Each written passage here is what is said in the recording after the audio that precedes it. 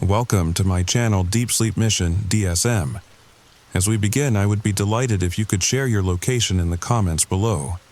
It's truly inspiring to witness how far this content travels and to connect with viewers from across the world. They found my uncle's truck at the bottom of Silver Creek Bridge last Tuesday. Empty, doors locked from the inside. Engine still running somehow, after 3 days underwater. The sheriff called it impossible, but in Point Pleasant, West Virginia, we stopped using that word back in 1967. See, everyone knows about the Mothman, the red eyes, the wings, the bridge collapse. What they don't know is what came after, when the cameras left and the world moved on. What they don't know is why half the town boards up their windows every December 15th. But I'm getting ahead of myself. Before you click away, before you tell yourself this is just another campfire story, let me ask you something. Have you ever noticed how some towns feel wrong? Not dangerous exactly, but hollow? Like something essential got scooped out and replaced with an echo? That's Point Pleasant now. And if you're still listening when I finish, if you make it to the end, you'll understand why I'm recording this from 3 states away. Why I'll never go back. And why, if you ever drive through West Virginia on a foggy December night and see a detour sign for Point Pleasant, you keep driving. The story begins now. I hadn't been back to Point Pleasant in 12 years, not since Mom's funeral. The GPS kept trying to reroute me through the newer highways, but muscle memory guided my rental car down Route 62, the old river road that hugs the Ohio like a desperate lover. December 13th. 2 days before the anniversary. The fog rolled in around Gallipolis, thick as cotton batting. My headlights barely cut through 10 feet of it. The radio started crackling, static eating through the classic rock station until all I could hear was this low thrumming. Not quite music, not quite voice, just presence. I should have turned around then. My phone buzzed on the passenger seat. Sarah, my cousin. 3rd time she'd called since I'd crossed the state line. I let it go to voicemail again. She'd been the one to call about Uncle Roy, voice shaking, telling me about the truck, about how they'd found his coffee still warm in the cup holder despite being underwater for days, about how the search dogs refused to track his scent, just sat at the bridge's edge, whimpering. The Welcome to Point Pleasant sign emerged from the fog like a ghost. Population 4,209. Someone had spray painted over the number. Now it read 4,131, then 4,098, then 4,012. Each number crossed out, counting down. Main Street stretched before me, and my chest tightened. Hannigan's Hardware shuttered. The Riverside Diner, windows boarded with plywood so new it still smelled like sawdust. Even in the fog, I could see more buildings dark than lit. December 14th tomorrow, Anniversary Eve. I pulled into the parking lot of the Silver Bridge Memorial. The monument stood there, names of the 46 victims etched in black granite. But someone had added more names, dozens of them. Fresh scratches in the stone, some still white with rock dust. Uncle Roy's name wasn't there yet. Tommy? Tommy Morrison. I spun around. An old woman stood behind me, emerged from the fog like she'd materialized from it. Martha Hensley. She'd worked at the post office when I was a kid. She looked smaller now, hollowed out. Her eyes kept darting to the sky. Mrs. Hensley, I'm sorry about Uncle Roy. She grabbed my wrist. Her fingers were ice cold, grip stronger than any 70-year-old woman should have. You shouldn't have come back. Not now. Not this close to what? She looked at the memorial, at all those extra names. The 15th. Tomorrow night. That's when it feeds. When what feeds? Mrs. Hensley. But she was already shuffling away, disappearing into the fog. I heard her voice drift back, barely a whisper. The thing that came after. the thing the Mothman was warning us about. I stood there for a long moment, listening to the river lap against the shore below. The Ohio River, dark water that had swallowed a bridge, 46 people, and now my uncle. In the distance, through the fog, I could see the towers of the new Silver Memorial Bridge, the replacement they'd built in 1969. Cars crossed it steadily, headlights like fireflies in the mist. But underneath the sound of traffic, I heard something else, a humming, low, rhythmic, like something massive breathing in its sleep. My phone rang. Sarah again. This time I answered. "Tommy, thank God. Where are you?" "At the memorial." "Sarah, what's going on? The town looks empty." "I know. Listen to me very carefully. Get in your car. Drive to my house. Don't stop. Don't look at the windows of the abandoned buildings. And whatever you do, whatever you hear, don't look up." "Sarah, you're scaring me." "Good. Fear might keep you alive." Uncle Roy didn't listen. He thought he could document it. Thought he could prove. "Tommy, are you in your car yet?" I wasn't. I was staring at the memorial, at all those extra names, at the dates beside them. December 15th, 1968. December 15th, 1969. December 15th, 1970. Every year. Every single year since the bridge collapsed. "Tommy!" Yeah, I'm going." I turned toward my car and froze. There was something on the windshield, not frost, not fog condensation. Handprints. Dozens of them, pressed against the glass from the inside. Small hands, children's hands. But my car had been locked, had been empty. The humming grew louder. Sarah's house sat on Vion Street, 6 blocks from the river. Every house on the street had plywood over the windows. Fresh plywood. Some still had price stickers from Lowe's 40 miles away. Because Hannigan's Hardware had closed 3 weeks ago when Mr. Hannigan became one of the names on the memorial. Sarah met me at the door with a shotgun. "Jesus, Sarah. Get inside. Quick." Her living room looked like a conspiracy theorist's fever dream. Newspaper clippings covered every wall, photos, maps with red string connecting pins, and in the center of it all, a timeline starting December 15th, 1967, the day the Silver Bridge collapsed. "Uncle Roy started this," she said, setting the shotgun by the door. "After his son, after Jeremy went missing last year." Jeremy, I remembered him vaguely. Quiet kid. Would have been 17 now. "The police said he ran away," I said. Sarah laughed, bitter, sharp. "The police don't exist anymore, Tommy." Sheriff Dixon was one of the first this year. Deputy Chen, Deputy Rodriguez, they all heard it calling. They all looked up. She handed me a cup of coffee. It was cold. Everything in Point Pleasant felt cold now. "You remember the Mothman sightings, right? Before the bridge?" Everyone knew the story. Red eyes in the dark, massive wings, the TNT area where it supposedly lived, the couples who saw it, the fear that gripped the town for 13 months before the bridge fell.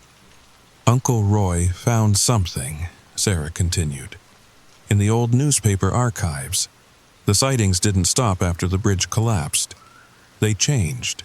People stopped seeing the Mothman. They started seeing something else." She pulled out a folder. Inside were photocopies of old newspaper articles. Yellowed, faded, but readable. December 16th, 1968. Local family missing after strange lights reported over river. December 16th, 1969. 7 residents vanished during anniversary vigil. December 16th, 1970. Mayor cancels memorial service as disappearances continue. "Every year," Sarah whispered. "Every December 15th. People vanish, but not randomly. There's a pattern." She showed me a list, names, ages, occupations. At first, I didn't see it. Then, they all saw the Mothman, I breathed. Every person who disappeared, they all reported seeing it before the bridge collapsed. Sarah nodded. The ones who saw it and survived. The witnesses. It comes back for the witnesses. But that doesn't make sense. Uncle Roy never saw. Sarah's face crumpled.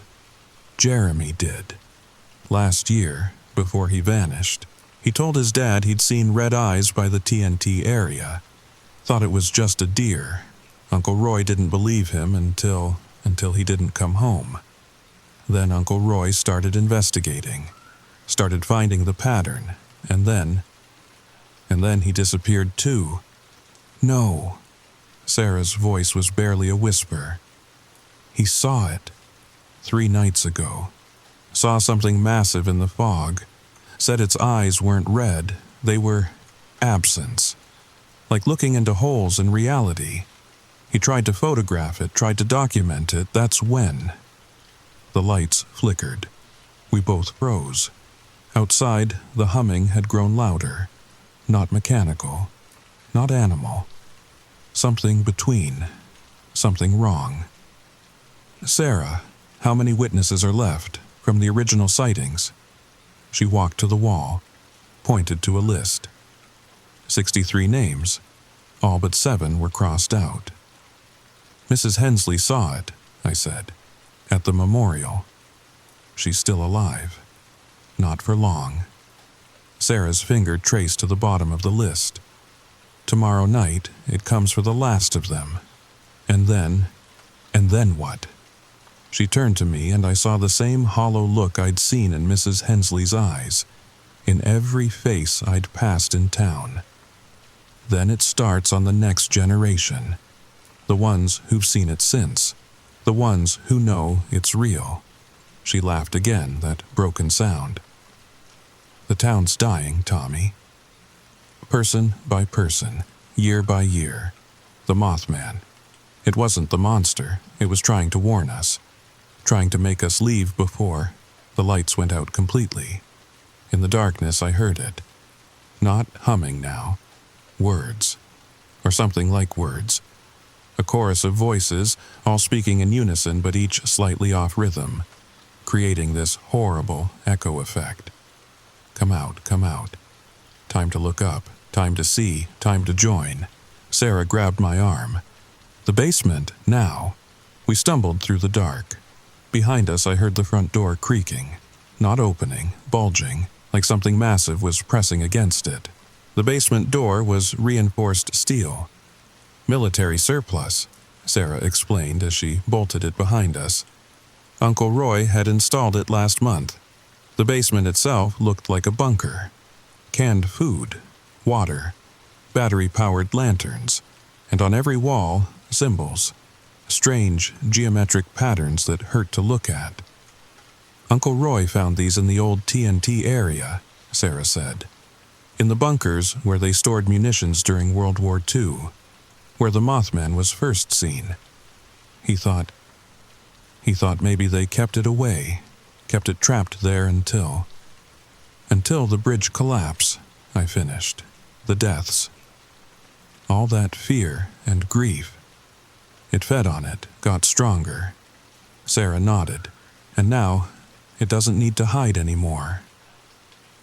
Now it just needs to finish what it started. Above us, footsteps. Hundreds of them, but not walking, shuffling, dragging, and underneath, that horrible chorus of voices. Sarah Chen, Thomas Morrison. We see you. We know you. Time to join, time to feed, time to become. Sarah, I whispered, those voices. I know. Tears ran down her face. I recognize some of them too.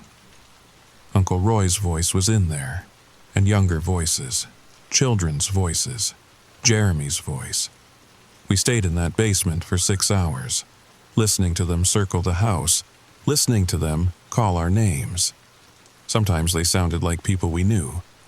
Sometimes they sounded like nothing that should exist. Sarah showed me Uncle Roy's research. Photos he'd taken in the TNT area, most were blurry, dark.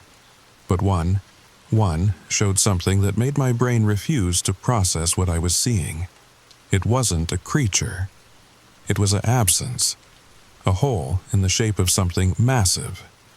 And through that hole, stars. But not our stars. Not any constellation I recognized. They moved, swirled, formed patterns that made my eyes water. He thought it wasn't from here, Sarah whispered. Not from Earth, something that feeds on consciousness, on awareness. The more people who know about it, the stronger it gets. The Mothman. Uncle Roy thought it was trying to warn us, trying to make us leave before this thing arrived. But the bridge was supposed to make everyone leave. A tragedy so horrible the town would empty. But we stayed. We rebuilt. We remembered, and that remembering, it created a link, a door. The shuffling stopped, the voices stopped. Silence. Then Sarah's phone buzzed. We both jumped. She looked at the screen and went pale. It was a text from Uncle Roy's phone. Look outside, look up, see the truth. Another buzz. A photo. Taken from outside Sarah's house. Of her basement window. The small window at ground level I hadn't even noticed. In the photo, two faces peered out. Sarah's face. My face. But we weren't near the window. We were in the center of the room. How? I started. Sarah was already moving, grabbing supplies, shoving them into a backpack. It knows we're here. The symbols only work so long. We need to run. Run where? Sarah, what aren't you telling me? She paused, looked at me with those hollow eyes. There's one witness left who saw the original Mothman. One person it hasn't taken yet. Who? Someone who left town right after the bridge collapsed. Someone who never came back. Someone who's been safe because they never knew they were a witness. Until now. My blood went cold. Sarah, your mom, Tommy, your mom saw it. The night before the bridge collapsed. She told Uncle Roy years later, made him promise never to tell anyone. She saw it on the bridge, trying to warn people, trying to make them leave, but no one listened. My mom's dead, Sarah. She died 12 years ago. I know, Sarah's voice was gentle, but you were with her. In the hospital, the night she died, and she told you something you thought was just delirium from the medications. I remembered, Mom gripping my hand, eyes wide with fear, talking about red eyes in the dark, about something coming, about how sorry she was for not warning people. I'd thought it was guilt about surviving the bridge collapse when others hadn't. She passed it to you, Sarah said. The knowledge, the awareness. You're a witness now, Tommy. You've been one for 12 years, and tomorrow night, it comes for all the witnesses. Above us, the humming started again, louder. The walls vibrated. We run, Sarah said. Now, while it's still gathering strength, we get out of Point Pleasant, get as far away as possible. What about the others? The town. Sarah looked at me, and for the first time I saw anger in her eyes. The town's been dying for 50 years, Tommy. One person at a time, one family at a time. Those who could leave left, those who stayed. We're all ghosts already. We just haven't stopped moving yet. She unbolted the basement door. The house above was empty, dark, but every window was broken, from the outside in. Glass covered the floor, crunching under our feet. We made it to my rental car. The handprints were gone from the windshield, but there were new marks, scratches in the glass. Words. You can't run from knowing. I started the engine. Sarah got in beside me, shotgun across her lap. We pulled out, heading for Route 62, for the highway, for anywhere but here. The town was empty now. No lights, no movement. just fog and darkness and that omnipresent humming. We were almost to the city limits when we saw them. People, hundreds of them, standing in the road, not moving, just standing, facing us. Their eyes reflected our headlights like animals. I recognized some of them: Mr. Hannigan from the hardware store, Deputy Chen, Jeremy, Uncle Roy. They didn't move as we approached, just stood there, watching. "Don't stop," Sarah whispered. "Whatever happens, don't stop." I pressed the accelerator. The car lurched forward. The crowd didn't move. At the last second, I swerved. Couldn't do it. Couldn't drive through them. We careened off the road into the ditch, wheels spinning in the mud. The crowd turned as one, started walking toward us. Not running, walking, in perfect synchronization. Sarah was already out of the car, pulling me with her. We ran into the woods. Behind us, that chorus of voices rose again. "Join us, see with us, feed with us, become us." We ran through the woods for what felt like hours but was probably minutes. The TNT area. Of course, we'd end up here, where it all started. The old concrete bunkers loomed out of the fog like ancient tombs. Sarah pulled me into one of them. The walls were covered in those same symbols, older here, carved deep into the concrete. "This is where Uncle Roy made his last stand," she gasped, catching her breath. "Where he thought he could trap it, send it back." The bunker went deeper than I expected. Steps led down into darkness. Sarah clicked on a flashlight and we descended. The lower level was massive, and it wasn't empty. Bodies, dozens of them, but not dead, not alive either. They stood against the walls perfectly still, covered in some kind of crystalline substance, preserved. Their eyes were open, moving, tracking us. Mrs. Hensley was there, Sheriff Dixon. In the center of the room was a chair. Uncle Roy sat in it, that same crystalline substance covering him up to his chest. His eyes found mine. His mouth moved. No sound came out, but I could read his lips. "It's not what we thought." Sarah was crying silently beside me. Uncle Roy figured it out, at the end. The thing, it's not hunting us, it's not feeding on us. "What do you mean?" She pointed to the walls. More photos, more documents, but newer. Uncle Roy's final research. The Mothman wasn't warning us about the bridge. It was warning us about ourselves, about what we'd become. The bridge collapse, all that death, that grief, that fear, it didn't summon something. It created something. From us, from our collective trauma. I looked at the crystallized people, at their moving eyes. They're still aware, yes, but they're also part of it now, part of the collective. The thing we see, the thing that takes people, it's not an alien, it's not a monster, it's us, everyone who died, everyone who disappeared.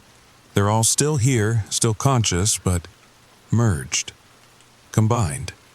And every year it gets stronger, every year it needs more. The humming filled the bunker, not from outside, from the crystallized bodies. They were humming in unison. "Tomorrow's the anniversary," Sarah continued. "The final anniversary, when the last of the original witnesses join it, when it becomes complete. And then it spreads," I finished, "beyond Point Pleasant, beyond West Virginia." Sarah nodded. "Unless..." Uncle Roy's eyes widened. He was trying to warn us. His lips moved frantically. "Don't do it. Don't." Sarah pulled out a device. Homemade. Wires and circuits, and something that looked like a small explosive. Uncle Roy designed this. An EMP. Localized. It should disrupt the crystalline structure, free them, but what? But they might not survive. 50 years of preserved consciousness suddenly released. Their bodies are technically dead, have been for years. They'll have moments, maybe minutes, to say goodbye, to be themselves again, and then they die. Properly this time. Sarah nodded, all of them. Every person it's taken, including Uncle Roy, including Jeremy. The humming grew louder. The crystalline substance on Uncle Roy was spreading, up his neck, toward his face, outside the bunker. Voices. Hundreds of them. The town had found us. "Tommy," Sarah said, "I need you to understand something. If I do this, if I free them, the thing loses its power. But it also loses its form. It'll be just energy, consciousness without shape. And it'll need a new host, a new beginning. Sarah, no. One person, one sacrifice, to save everyone else, to end this cycle." She pressed the device into my hands. "When I give the signal, you run. You get out of Point Pleasant, you tell the world what happened here. Make them believe, make them stay away." "Sarah," she smiled, that broken, hollow smile.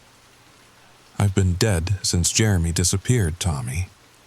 This is just making it official." The entrance to the bunker darkened. They were here. The collected consciousness of 50 years of disappearances. Sarah walked toward them, toward the massive bodies that moved as one. As she walked, she spoke to me without turning around. "The signal is when the humming stops." She reached the crowd. They parted for her, welcomed her. She disappeared into their mass, and the humming stopped. I pressed the button. The explosion wasn't loud, wasn't violent. It was like a sigh, a release. The crystalline structures shattered, bodies collapsed. For a moment, just a moment, I heard their voices, individual, distinct, free. "Thank you," Uncle Roy gasped. Tell them we tried." And then they were gone. All of them. Dust and memory, the mass of bodies outside writhed, screamed, not in unison now, in chaos. The thing was coming apart, losing cohesion. I ran, up the stairs, out of the bunker, through the woods. Behind me, Point Pleasant screamed. I made it to my car. Somehow it started. Somehow I drove. In the rear-view mirror I saw it. A pillar of light, or darkness, or something between, rising from the TNT area, dispersing, dissolving, but not dying, changing. I'm 3 states away now. It's been a week. Point Pleasant is under quarantine. Government says it's a chemical spill from the old munitions storage. Says the hallucinations people reported were from the fumes. 78 people are missing, including Sarah.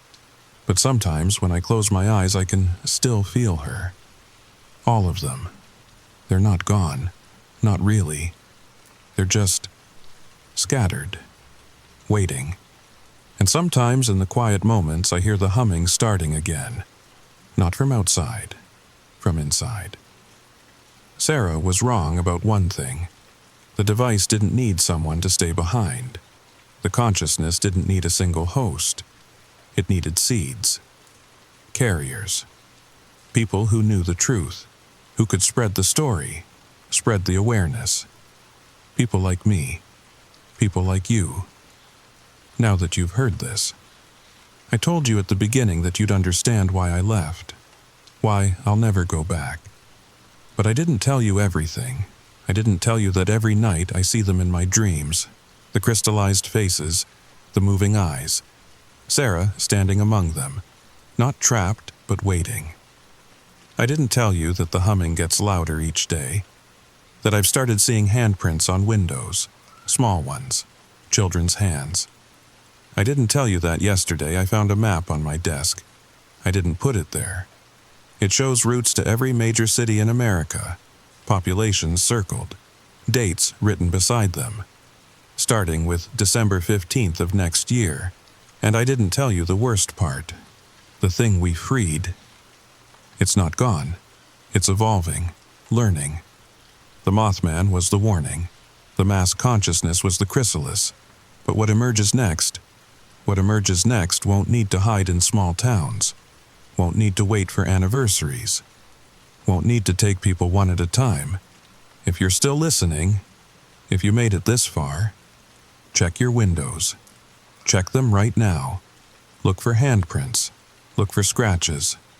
Listen for humming, and whatever you do, whatever you hear, don't look up, because once you see it, once you know it's real, you become part of the pattern, part of the food chain, part of the next phase. Point Pleasant was just the beginning, the testing ground. Your town could be next. Your town probably is next. The Mothman tried to warn us about the bridge. I'm trying to warn you about what comes after. But just like them, you probably won't listen, not until it's too late. Not until you hear the humming for yourself. Sweet dreams.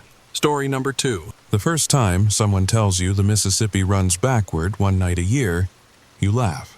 Everyone does. But right now, as I'm recording this from my apartment in Memphis, with the river just 3 blocks away, I'm not laughing anymore. Because tomorrow night is October 13th. And if you're listening to this, you need to know what really happens when the water changes direction. You need to know why some of us lock our doors, board our windows, and pray the sun comes up fast. But before I tell you what I witnessed last year, before I explain why my neighbor Mrs. Chen hasn't spoken a word since that night, let me ask you something. Have you ever stood next to the Mississippi at night? I mean, really stood there, alone, listening to that ancient water moving south like it has for thousands of years? There's something about it that gets under your skin. Something that makes you understand why Mark Twain called it a monster. All right, the story starts now. My name is Jake Morrison, and I moved to Memphis 2 years ago for a job at FedEx headquarters. Standard corporate gig, decent pay, nothing special. I found a converted loft apartment in an old cotton warehouse near Mud Island, 3 blocks from the river. The realtor, this perky woman named Brenda, she mentioned the October thing real casual-like, between showing me the exposed brick walls and the updated kitchen. Just so you know, she said, checking her phone, some of the older residents have this tradition. They say to stay inside on October 13th night, something about the river. She laughed, waved her manicured hand. Local folklore, you know how it is. Probably started as a way to keep kids from playing near the water after dark. I signed the lease that afternoon. What Brenda didn't tell me was that my apartment had been vacant for 14 months before I moved in. What she didn't mention was that the previous tenant, a jazz musician named Marcus Webb, had disappeared on October 13th, 2 years prior. His saxophone was found on the riverbank the next morning, still warm, with river water dripping from inside the horn, even though it hadn't rained in weeks. The building superintendent, old Eddie Kowalski, told me about Marcus 3 weeks after I'd settled in. Eddie had been maintaining the property for 30 years, and he'd seen things. He'd learned to mark his calendar and make sure he was far from any body of water when October 13th rolled around. Marcus was talented, Eddie said, sipping coffee from a stained Memphis blues mug in the lobby. Used to play down on Beale Street, sometimes by the river when the weather was nice. Real smooth style, you know. But he got curious about the stories, started asking questions. The old-timers tried to warn him, but Marcus, he thought it was all superstition. Eddie paused, staring out at the Mississippi through the lobby windows. Found his apartment door wide open that morning. No signs of struggle, nothing missing. Just that saxophone by the water and wet footprints leading from his bedroom to the front door. Footprints that weren't his size, too long, too narrow, like someone had stretched them. The first year I was traveling for work on October 13th. Conference in Dallas. Didn't think about it, but this past year I was home. And 3 days before, on October 10th, Mrs. Chen knocked on my door. Now, Mrs. Chen had lived in the building for 43 years. Retired seamstress, made the best wontons you ever tasted, and usually had a smile that could light up the whole hallway. But that day, her face was different. Drawn, worried. She'd lived through more October 13ths than anyone in the building. Her husband, David, had been a river engineer before his retirement. He'd spent his career studying the Mississippi's flow patterns, sediment deposits, and seasonal variations. But David had rules about October 13th, rules that seemed to contradict everything he'd learned in 40 years of hydrology. "The river has memory," he used to tell Mrs. Chen in the weeks leading up to each October 13th. Not metaphorically, actually. Water that old, that deep, that connected to so many lives and deaths, it accumulates, stores, and one night a year, when the conditions are just right, it remembers everything at once. David had died peacefully in his sleep 5 years ago, on October 11th. Mrs. Chen always said he'd timed it that way on purpose, so he wouldn't have to witness another reversal. "Jake," she said, and her voice was barely above a whisper. "You staying in town this week?" "Yeah, Mrs. Chen, why?" She looked down the hallway both ways like she was checking for something. Then she pressed a small cloth bag into my hand. Inside, I could feel something grainy, like sand or salt. The bag contained river sand, but not just any river sand. This was sediment from the bottom of the Mississippi, collected during daylight hours on October 12th, blessed by 3 different religious traditions, and mixed with salt from tears shed during previous reversals. Mrs. Chen's grandmother had taught her the ritual, and her grandmother's grandmother before that. The knowledge went back generations, passed down through families who'd learned to respect the river's darker moods. "Put this above your door," she said, "and whatever you do, whatever you hear, don't go to the river on the 13th, not after sunset." I tried to ask her more, but she just shook her head and shuffled back to her apartment. The bag smelled like sage and something else, something earthy I couldn't place. That night, I did some research. Turns out, the Mississippi has actually run backward before. 4 times in recorded history. During the New Madrid earthquakes of 1811 and 1812, the river literally reversed course. Witnesses said the water turned brown, then black, then ran upstream for hours. Scientists explain it as seismic uplift, tectonic rebound. But the stories from those who lived through it, those are different. The New Madrid accounts were fragmentary, scattered through personal diaries and newspaper clippings that survived the chaos of the early 1800s. But what I found in the Memphis Public Library archives was disturbing. A journal entry from one Ezekiel Hartwell, dated December 16, 1811. "The earth shook as God's own fury, and the great river turned upon itself like a snake biting its tail. But what emerged from those backward waters was not of this world. I saw my deceased wife, Mary, walking along the bank, calling to me in a voice sweet as honey but wrong as sin. When I approached her face, Lord forgive me. Her face was as it was when the fever took her, but stretched long like taffy, and her eyes held the depth of the river bottom. The water brought back our dead, but changed them, twisted them into something that should not be. They talk about things in the water, things that shouldn't exist. They talk about voices calling from the reversed current, speaking in languages that predated any human tongue. They talk about people who went to investigate and came back, changed, or didn't come back at all. But those were earthquakes, right? Natural disasters with scientific explanations. What Mrs. Chen was warning me about, what the locals whispered about. This was different. This happened every year, on the same night, without any seismic activity at all. The annual reversals had no scientific explanation. The USGS had monitored the phenomenon for decades, always finding the same impossible results. On October 13th, between approximately midnight and dawn, the Mississippi River's current simply reversed direction. No seismic activity, no atmospheric pressure changes, no gravitational anomalies that could account for such a massive hydrological impossibility. Dr. Sarah Martinez at the University of Memphis had been studying the phenomenon for 12 years. Her published papers were dry, academic, focusing on the measurable aspects. water temperature variations, unusual electromagnetic readings, and the temporary appearance of what she carefully termed unidentified biological signatures in the water during reversal hours. But her unpublished notes, which I found through a friend of a friend who worked in her department, told a different story. October 13th, Year 7 of observation. The instruments capture data that shouldn't be possible. Water samples taken during reversal hours contain organic compounds that don't match any known taxonomy. More disturbing, they contain trace amounts of human DNA, not recent genetic material, but sequences that appear to be decades, sometimes centuries old, perfectly preserved in ways that violate everything we know about cellular degradation.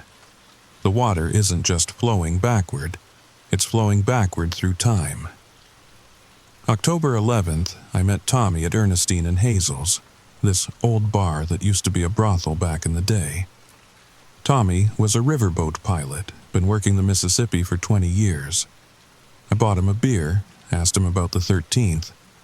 He got real quiet, took a long pull from his bottle. Tommy had been 17 when he first witnessed a reversal. His father, Captain Bill Nakamura, had run river tours for 30 years and knew better than to work October 13th. But teenage Tommy had snuck out that night, taking his father's small fishing boat, determined to see what all the fuss was about. "You ever notice," he said finally, "how nobody schedules night cruises for October 13th? No dinner boats, no casino runs, nothing. Budget cuts?" I offered. He laughed, but there was no humor in it. "I was young and stupid once. Took my boat out 7 years ago, October 13th, right around midnight. Water was calm, normal. Then I heard it. This sound like the river was breathing, and my compass started spinning. GPS went haywire. When I looked at the water," he stopped, finished his beer in one go. "The current was moving backward, Jake, upstream, against every law of physics. And in that backward flow, I saw lights, deep beneath the surface, moving lights that weren't from any boat or buoy. What Tommy didn't tell me that night, what I learned later from his wife Carmen, was that he'd seen more than lights in the water. He'd seen structures, buildings, an entire underwater city sliding past in the reversed current, lit from within by phosphorescent fires that cast no heat. He'd seen people moving through the streets of that sunken city, people wearing clothes from different eras, all walking in the same direction as the backward flow, and one of those people had looked up at his boat and waved. It was his own grandfather, who'd drowned in the river in 1987. What did you do? Turned around and gunned it back to dock. Haven't worked an October 13th since. Won't ever again. October 13th came with unusual weather. The morning was normal, even beautiful. Clear skies, temperature in the low 70s, but by afternoon, things changed. The birds stopped singing around 3 p.m., just stopped, like someone hit a mute button on nature. Dogs started whining, cats disappeared. Mr. Rodriguez from 3B said his goldfish were swimming in circles, clockwise, over and over. The atmospheric changes weren't random. Dr. Martinez's instruments had documented a pattern over the years. Barometric pressure would begin dropping at exactly 3:17 p.m., falling steadily until it reached impossible lows just after midnight. The Earth's magnetic field in the immediate vicinity of the river would start fluctuating at sunset, creating compass variations of up to 30 degrees. Most unsettling, Geiger counters would begin detecting low-level radiation that matched no known isotope signatures. Animals were the first to sense what was coming. They'd begin exhibiting stress behaviors hours before humans noticed anything unusual. Pet owners reported dogs refusing to walk near storm drains, cats hiding in the highest places they could find, and birds abandoning the area entirely, sometimes flying against their natural migration patterns just to get away from the river. I hung Mrs. Chen's bag above my door like she said, felt foolish doing it, but something about her expression that day. By sunset, Around 6:47 p.m., the atmosphere was thick. Heavy. The air tasted metallic, like pennies on your tongue. The metallic taste was ionization, the same phenomenon that occurs before lightning strikes, but sustained for hours. Streetlights began flickering at 7:30 p.m., not from electrical problems, but because the very air was becoming charged with something that interfered with normal electrical flow. From my window, I could see the river. The Mississippi was running normal, south toward the Gulf, but as darkness fell, and I mean true darkness, the kind that seems to eat streetlights, I noticed people boarding up windows. Not everyone, but enough to make my skin prickle. The people who boarded up their windows were the ones who knew. Families who'd been in Memphis for generations, who'd passed down the knowledge of what October 13th really meant. They gathered supplies during the day: battery-powered radios, bottled water, and most importantly, noise. Anything that could produce loud, constant sound to mask the voices that would come with the fog.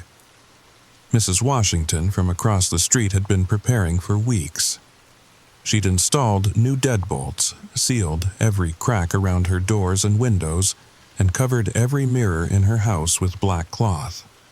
When I'd asked Eddie about it, he'd just shrugged.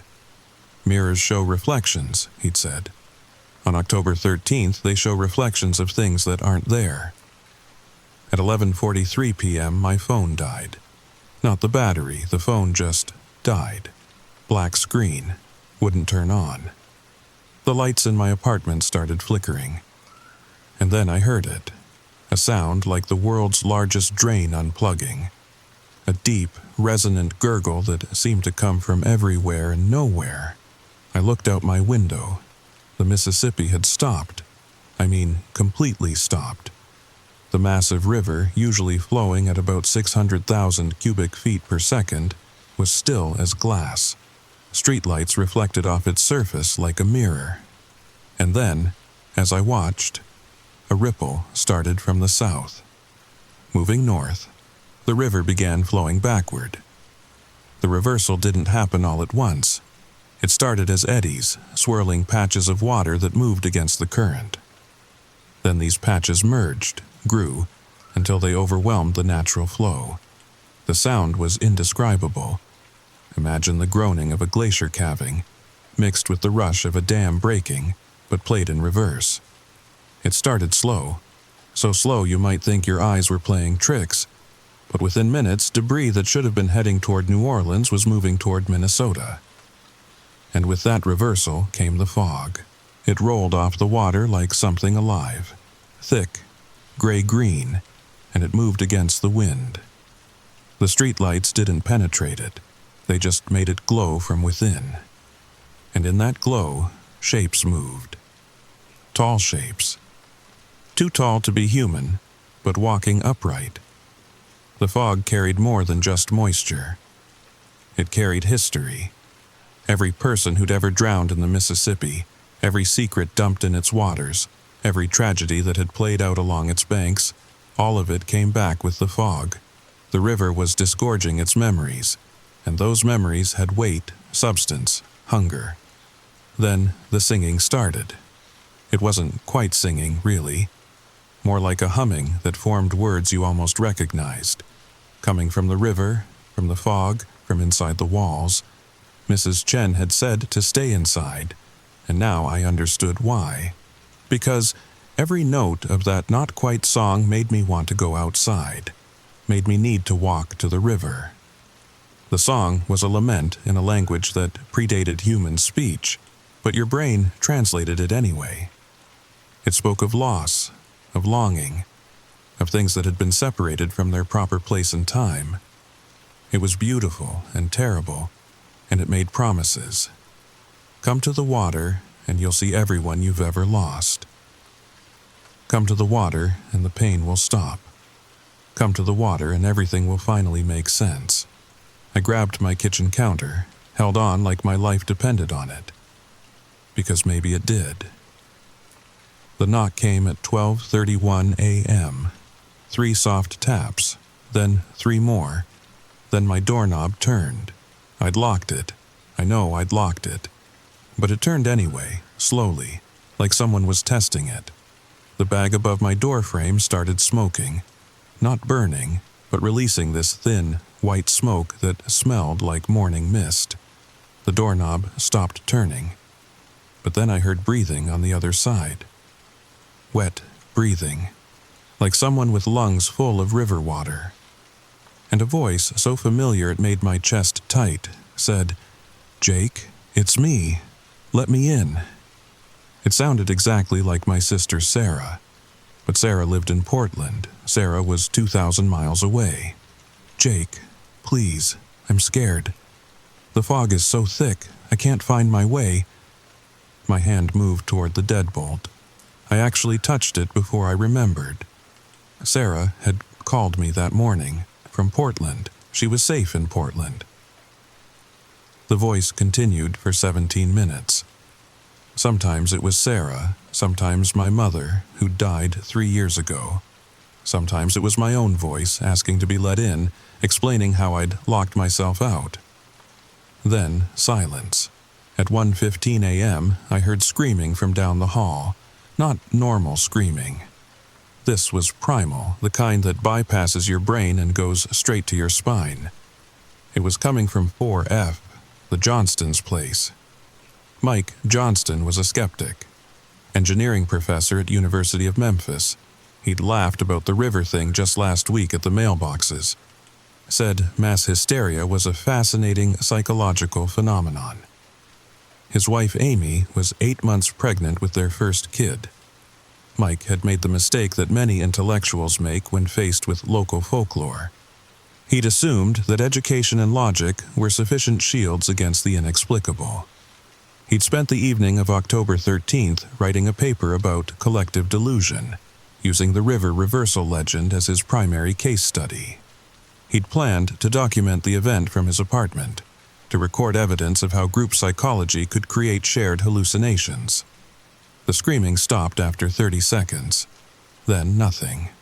What I learned later, from the police reports and medical examiner's notes, was that Mike Johnston had suffered what was officially classified as a severe psychotic break. When paramedics found him 3 hours after the screaming stopped, he was catatonic, staring at his living room wall. Amy was unharmed, but in premature labor. Their daughter was born at 4:47 a.m., exactly 7 minutes before the river returned to its natural flow. The baby was born with silver eyes, not blue or gray, silver, like polished metal. The doctors assured Amy it was a rare but harmless genetic variation. The baby was healthy, alert, and completely normal in every way, except for those impossible eyes that seemed to reflect depths no infant should comprehend. I stayed pressed against my kitchen counter, watching the backward river through my window. The fog had risen now, covering the first 3 floors of most buildings. Things moved through it. Some walked on what might have been legs, others undulated, like massive serpents made of mist themselves. The entities in the fog weren't all human in origin. The Mississippi had been a burial ground for more than just people. Native American legends spoke of creatures that lived in the deep places, things that were old when the first humans crossed the land bridge into North America. When the river ran backward, it brought everything up from the depths, human and inhuman alike. At 2:22 a.m., every car alarm on the street went off simultaneously. But they weren't making normal alarm sounds. They were playing music, old music, the kind you might hear from a gramophone in the 1920s. Distorted and wrong, but definitely music. The music was Mississippi Blues, a song recorded in 1929 by Robert Johnson during his legendary session in Memphis. But this wasn't the version most people knew. This was the lost recording, the one Johnson supposedly made after midnight on October 13th, 1929. The recording that had been deliberately destroyed because everyone who heard it was found the next morning walking toward the river in their sleep. That's when I saw Mr. Thompson. He lived one floor down, retired postal worker, always wore this Memphis Grizzlies cap. He was standing in the parking lot, in the fog, his arms spread wide. The fog was moving through him, not around him, through him, like he was becoming transparent. And he was smiling, this huge, unnatural smile that split his face almost to his ears. Mr. Thompson had been dead for 6 hours by the time I saw him in that parking lot. The official time of death was 6:30 p.m. Sudden cardiac arrest while watching the evening news. But death meant something different on October 13th. It meant transformation, transition, joining the backward flow that connected all water, all time, all the spaces between what is and what was. I wanted to call out to him, warn him, but something told me that whatever was standing in that parking lot, it wasn't really Mr. Thompson anymore. Then I heard Mrs. Chen. She was praying. I couldn't understand the words, probably Mandarin or Cantonese, but the rhythm of prayer is universal. It was coming through the walls, steady and determined, and somehow it helped. Gave me something to focus on besides the whispers that had started in my own walls. Mrs. Chen's prayers weren't just spiritual protection. They were a form of sonic barrier. Her grandmother had taught her that certain combinations of words, repeated at specific rhythms, could create vibrations that interfered with the frequency the fog entities used to communicate. It wasn't faith that protected her, though faith helped. It was acoustics. Because yes, the walls were whispering now. Not in English, not in any language I recognized, but they were definitely voices, hundreds of them, maybe thousands, all talking at once, creating this white noise of almost words that made your teeth ache. The voices were having conversations, debates, arguments, confessions, that had been interrupted by death, by time, by the simple fact of being alive in different centuries. October 13th was their chance to finish what they'd started, to say what they'd never been able to say, to find the people they'd been looking for. The problem was that most of those people were also dead, also lost in the fog, also searching. At 3 a.m., the power went out, not just my building, the whole city. I could see it happening in waves, blocks going dark like dominoes falling. But the fog glowed brighter. And in that glow, I saw the truth about what was in the river. Bodies, hundreds of bodies, but they weren't floating. They were walking. Along the riverbed, against the current. Some wore modern clothes. Others wore uniforms from wars that ended decades ago. Some wore clothing from centuries past. And they were all walking north, following the backward flow. The procession included everyone who'd ever been claimed by the Mississippi. Civil War soldiers who'd drowned during river crossings, slaves who'd been thrown overboard from steamboats, Native Americans who'd fallen through winter ice, and modern victims of accidents, suicides, and murders. But they weren't shambling zombies.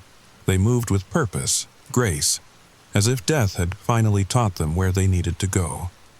One looked up, directly at my window. Its eyes were silver coins, old silver dollars. I stumbled backward, tripped over my coffee table, crashed into my bookshelf. When I looked again, the figure was gone, but wet footprints led from the street, up the side of my building and stopped right outside my window, on the 4th floor. The figure with the silver coin eyes was Marcus Webb, the jazz musician who'd lived in my apartment before me. But Marcus had learned things in the 2 years since his disappearance. He'd learned how to climb walls like water flowing upward, how to press his consciousness against glass until it became permeable, how to exist in the spaces between solid matter. He'd also learned that some apartments were more than just living spaces. They were anchor points, places where the boundary between the living world and the river's domain was thin enough to cross. My apartment had been chosen long before I'd moved in. At 4:44 a.m., the river started screaming, not metaphorically. The Mississippi River was producing a sound that could only be described as screaming, like millions of voices crying out at once from beneath the water. Windows rattled, picture frames fell off walls, and in my apartment, every piece of paper, every book, every magazine began to bleed actual river water. The scream was the sound of the river's memory overflowing its banks. For one night a year, the Mississippi remembered everything at once, every life, every death, every secret it had swallowed. The sound was all of that history trying to exist simultaneously, trying to be heard, trying to matter again. The pages turned brown, then black, as water seeped from the words themselves. My laptop screen cracked, and water poured out like it was a broken aquarium. The bathroom mirror fogged up, and words appeared. Written backward, in condensation, "Come home." But the worst part, the absolute worst part, was when the fog reached my window. It didn't seep in around the edges like you'd expect. It came through the glass. The solid glass became permeable, and the fog entered my apartment like it had every right to be there. It smelled like river mud and something else, something organic and wrong, like flowers that bloomed underwater. The fog brought voices with it, clear voices now, not whispers, people I knew, people I'd never met, all telling their stories at once, drowned in 1842 when the steamboat. Earthquake took my whole family, but the river gave them back. Shouldn't have gone to the water that night in 73. The backwards flow shows what was and what will be. And through it all, Mrs. Chen kept praying. Her voice was the only constant, the only anchor. That's when I saw them clearly. The things in the fog, they weren't monsters. Not exactly. They were people. Or they had been people, but stretched, elongated, like someone had grabbed them at both ends and pulled. Their faces were still human but extended. Their arms reached floor to ceiling, and they moved by flowing, like liquid in human shape. One stopped at my window. Its face, God, its face was someone I recognized. Tommy, the riverboat pilot from the bar. But Tommy, as he might look if he'd been underwater for decades, bloated and pale, with riverweeds in his hair. "You should have listened," it said with Tommy's voice. "The river remembers everything, every body, every secret, every sin. And one night a year, it gives them all back." I called Tommy's phone with my landline. It rang 4 times. Then he answered, alive, confused. In his apartment across town. The thing at my window smiled with too many teeth and flowed away. Tommy was alive because this wasn't Tommy. It was the river's memory of Tommy from that night 7 years ago when he'd witnessed the reversal as a teenager. The river had stored that version of him, preserved it like a photograph. And now it was walking around in the fog, carrying out conversations that existed outside of time. At 5:30 a.m., just as the first hint of dawn touched the eastern sky, everything stopped. The fog receded like footage playing in reverse. The river sounds ceased. The whispers in the walls went quiet. And the Mississippi resumed its ancient course southward, as if nothing had happened. Power flickered back on at 5:47 a.m. My phone rebooted, showing dozens of missed calls and texts from the last 6 hours, all from numbers I didn't recognize, all from area codes that didn't exist. I looked out my window as the sun rose. The parking lot was empty, no wet footprints on the building, no trace of the fog. Even the water that had bled from my books was gone, leaving only the faintest smell of river mud. But Mr. Thompson's Memphis Grizzlies cap was sitting in the parking lot, right where I'd seen him standing. And Mr. Thompson was gone. They found him 3 days later, in his apartment. He'd been dead for hours before the river reversed. Heart attack, the coroner said. But his body was soaking wet, his lungs were full of river water, and his face still had that impossible smile. The Johnstons from 4F? They moved out the next week. Amy wouldn't say what happened, but Mike's hair had turned completely white. And sometimes, when he thought no one was looking, he'd stare at nothing and mouth words in a language that didn't exist. Mrs. Chen hasn't spoken since that night. She nods, she smiles sometimes, but no words. The doctors can't find anything wrong. Her vocal cords are fine. She just won't speak, or can't. But yesterday, October 12th, she knocked on my door again, handed me another bag, heavier this time, and a note. The river remembers. It always remembers. Next year will be worse. They're learning how to stay after sunrise. Tonight is October 13th again. It's 11:39 p.m. as I finish recording this. I can already hear the river slowing. The birds have been gone since noon, and this time I've noticed something new. Something I didn't see last year. The fog isn't just coming from the river. It's coming from the storm drains, the sewers, every pipe that connects to the Mississippi. And I just realized I never asked Mrs. Chen what happened to the person who lived in my apartment before me. Why such a nice loft was available so cheap. Why Brenda, the realtor, was so eager to rent it. The doorknob is turning, but I didn't hear a knock this time. If you're listening to this, if you live near the Mississippi, or any river that's old enough to remember, check your calendar. Count the days until October 13th. And when that night comes, don't go to the water, don't answer the door, don't believe the voices of people you love, and whatever you do, whatever you hear, don't look at what the backward river brings, because some of them are starting to remember how to follow you home. The doorknob just stopped turning, but I can hear breathing, not outside my door, inside. Wait, Mrs. Chen is praying again, but she's been gone for 3 days. Her apartment has been empty for 3 days. Oh God, the river, I can see it from here. It's not just flowing backward, it's flowing upward, into the sky. Recording ends. Share this story. Comment if you've ever experienced something unexplainable near water. And subscribe, because next week I'm going to tell you about the lighthouse that turns on by itself. The one that's been demolished for 50 years. Sweet dreams. Story number 3. The knock came at 7:43 on a Sunday morning. Not 7:45. Not 7:40, but 7:43 exactly. I know because I'd been staring at my phone screen for the past 20 minutes, scrolling through nothing in particular while my coffee went cold on the nightstand.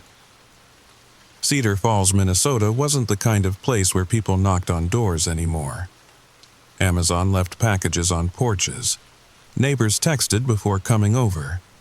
Even the Jehovah's Witnesses had stopped making rounds after old Mrs. Henderson sicked her German Shepherd on them last spring. But this knock, 3 measured taps, had a patience to it, like whoever was standing on my porch had all the time in the world. I shuffled to the door in my pajama pants and that ratty Twins t-shirt I'd had since college, expecting to find maybe a lost hiker from the trails behind my house, or someone whose car had broken down on Route 52. What I found instead was a man in a suit so perfectly pressed it looked like it had been ironed while he was wearing it. His smile stretched just a fraction too wide, and he held a canvas bag that seemed to breathe in the morning light, expanding and contracting like lungs. "Good morning, Mr. Davidson," he said, and I'll never forget how he knew my name before I'd even fully opened the door. Beautiful Sunday, isn't it? Perfect day to catch up on yesterday's news. And now, the story begins. The salesman couldn't have been older than 35, but something about his eyes made him seem ancient. They were the color of old newspaper, that yellowed beige that comes from years of sitting in attic boxes. His hair was slicked back with what looked like too much pomade, giving off a shine that caught the morning sun in ways that made me squint. "I'm sorry," I said, still gripping the door handle. "Do I know you?" His smile never wavered. "Frederick Ashworth," he said, extending a hand that I noticed was completely hairless, smooth as plastic. "I represent the Yesterday Times. We're a specialty newspaper service, very exclusive." I didn't shake his hand. Something about the way his fingers stayed perfectly still while waiting. No nervous twitches, no subtle movements, made my skin crawl. "Never heard of it," I said. "And I'm not interested in—" "Oh, but you are interested, Mr. Davidson." He reached into his canvas bag, that breathing bag, and pulled out a newspaper. The masthead read, "The Yesterday Times," in bold, Gothic lettering. Below it, the date, Saturday, November 9th, 2024. Yesterday's date. "Everyone wants to know what happened yesterday," Frederick continued, his voice smooth as butter melting on warm toast. "The things they missed, the stories that slipped through the cracks, the news that wasn't quite ready to be news yet." I should have closed the door. Every instinct in my body was screaming at me to slam it shut, throw the deadbolt, and pretend this weird interaction never happened. But my eyes had caught the headline on the paper he was holding. "Local man Thomas Davidson makes fatal decision." My blood turned to slush in my veins. That was my name, my full name. What kind of sick joke is this? I grabbed the paper from his hands. The texture was wrong, too smooth, like skin rather than newsprint. But the article below the headline was worse.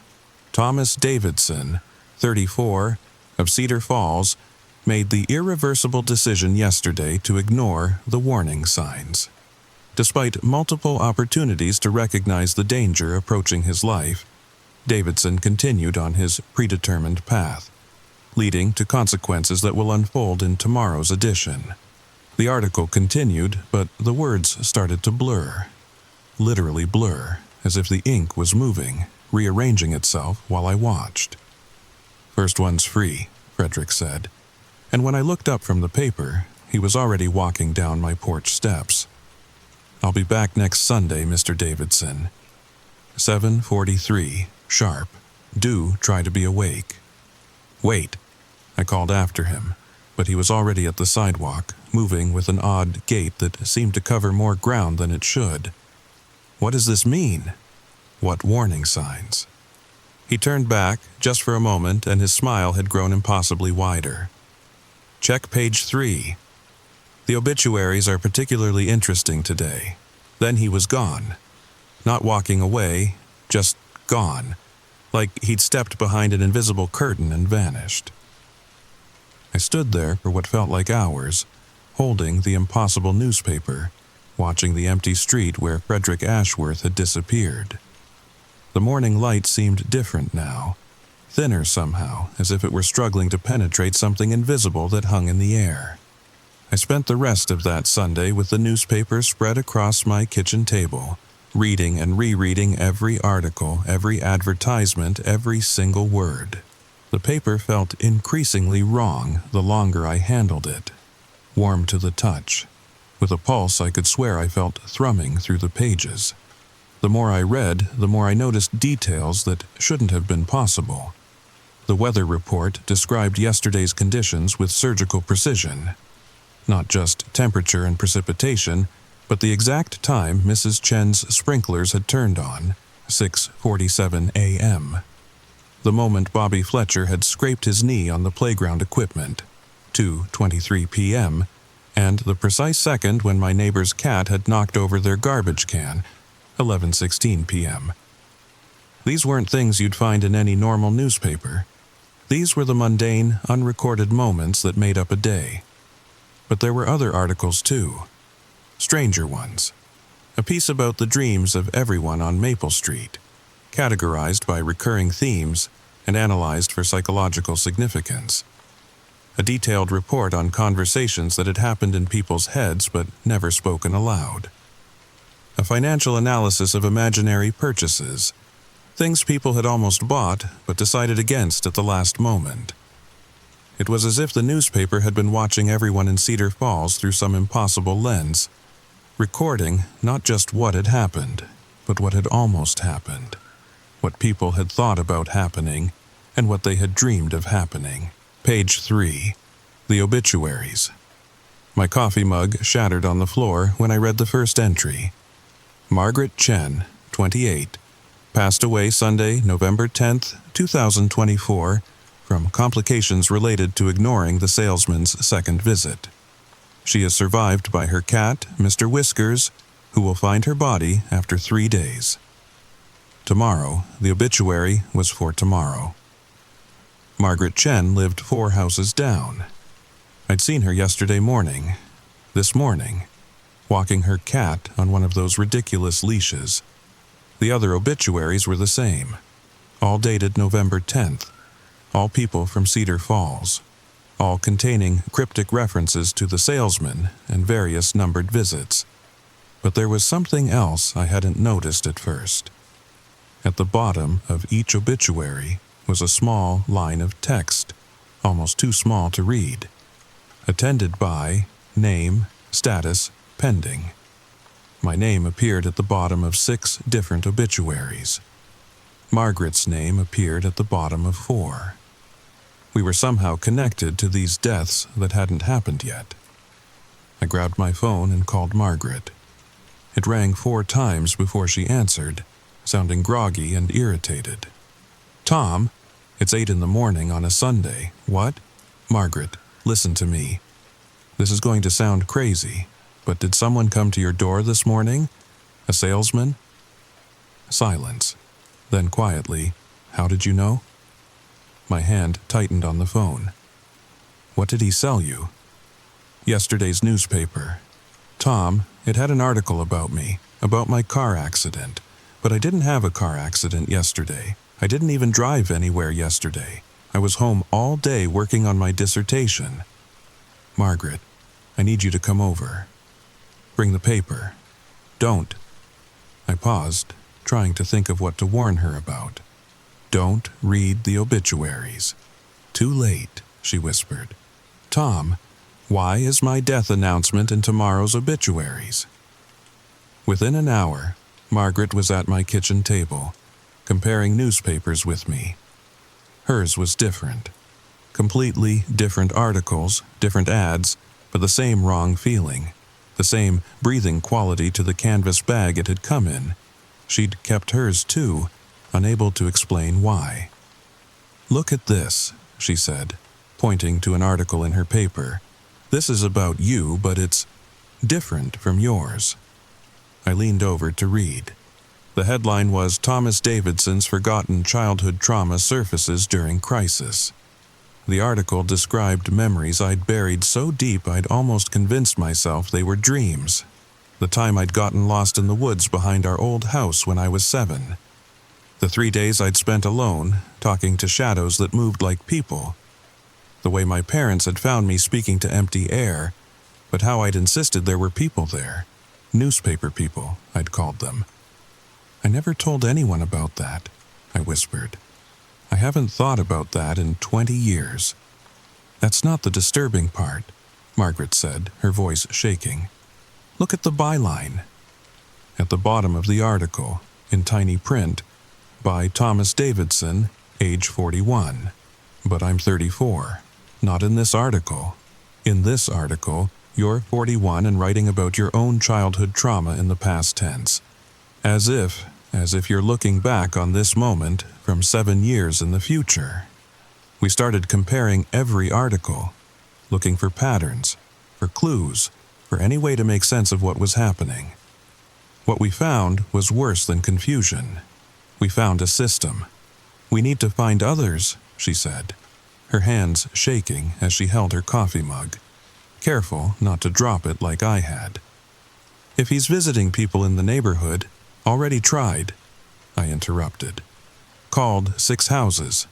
3 didn't answer. 2 hadn't had any visitors, and Mrs. Patterson." I paused, remembering the strange conversation. "She said she couldn't talk about it." said she'd already read too much. Margaret's face went pale. We need to check on her. But first I showed her what I'd found in the classified section. Hidden among ads for used furniture and lost pets was a small box that seemed to shift position on the page when I wasn't looking directly at it. Employment opportunities. The Yesterday Times seeks motivated individuals for door-to-door sales positions.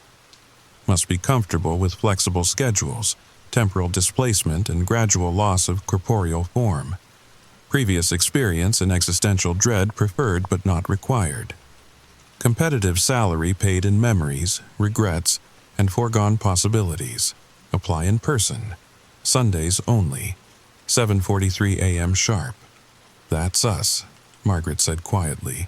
He's recruiting us. For what? She pointed to another ad I'd missed, this one even smaller. Retirement celebration. Frederick Ashworth completes 127 years of faithful service to the Yesterday Times. His dedication to bringing tomorrow's sorrow to yesterday's doorsteps will be remembered. Replacement candidates currently under evaluation. Retirement. Effective. Sunday, November 17th, 2024. 1 week. Frederick would be retiring in 1 week, and apparently we were the candidates to replace him. Mrs. Patterson's house was only a 5-minute walk, but it felt like hours. The Sunday morning was too quiet. No birds singing, no lawnmowers running, no kids playing. Even the wind had stopped. The neighborhood felt like it was holding its breath. As we walked, I noticed other details I'd missed before. Some houses had newspapers on their porches, but not the Cedar Falls Gazette or any publication I recognized. These papers all had the same Gothic masthead, the same unsettling quality as the one I'd received, but the dates were different on each one. Some from last week, some from next month, one from what looked like 1847. How many people has he visited? Margaret wondered aloud. We found Mrs. Patterson's front door wide open. Not forced. Just open like she'd welcomed someone in and forgotten to close it. The house was dark inside, despite the morning sun. The shadows seemed thick, syrupy, like they had weight. "Mrs. Patterson?" I called out, stepping into the foyer. The air inside was cold, not winter cold, but the kind of cold that comes from absence. Like the house had been empty for years, not minutes. The smell hit me as soon as we entered the living room. Not decay or death, but something stranger. The smell of old paper, of ink that had dried decades ago, of stories that had been read too many times. It was the smell of a library that had been closed for years, where the books had absorbed too much loneliness.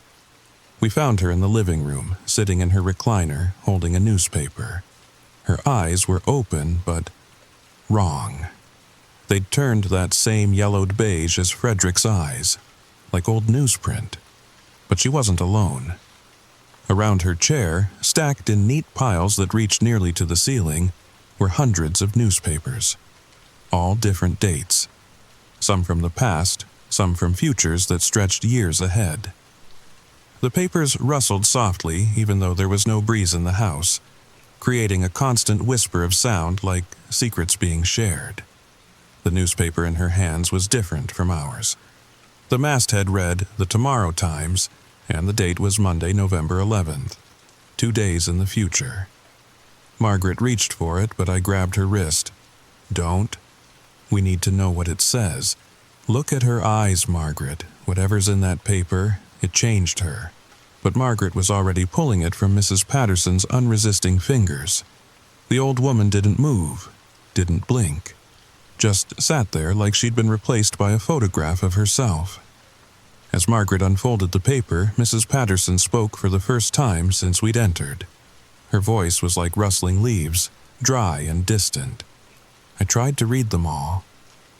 Every edition, past, present, future.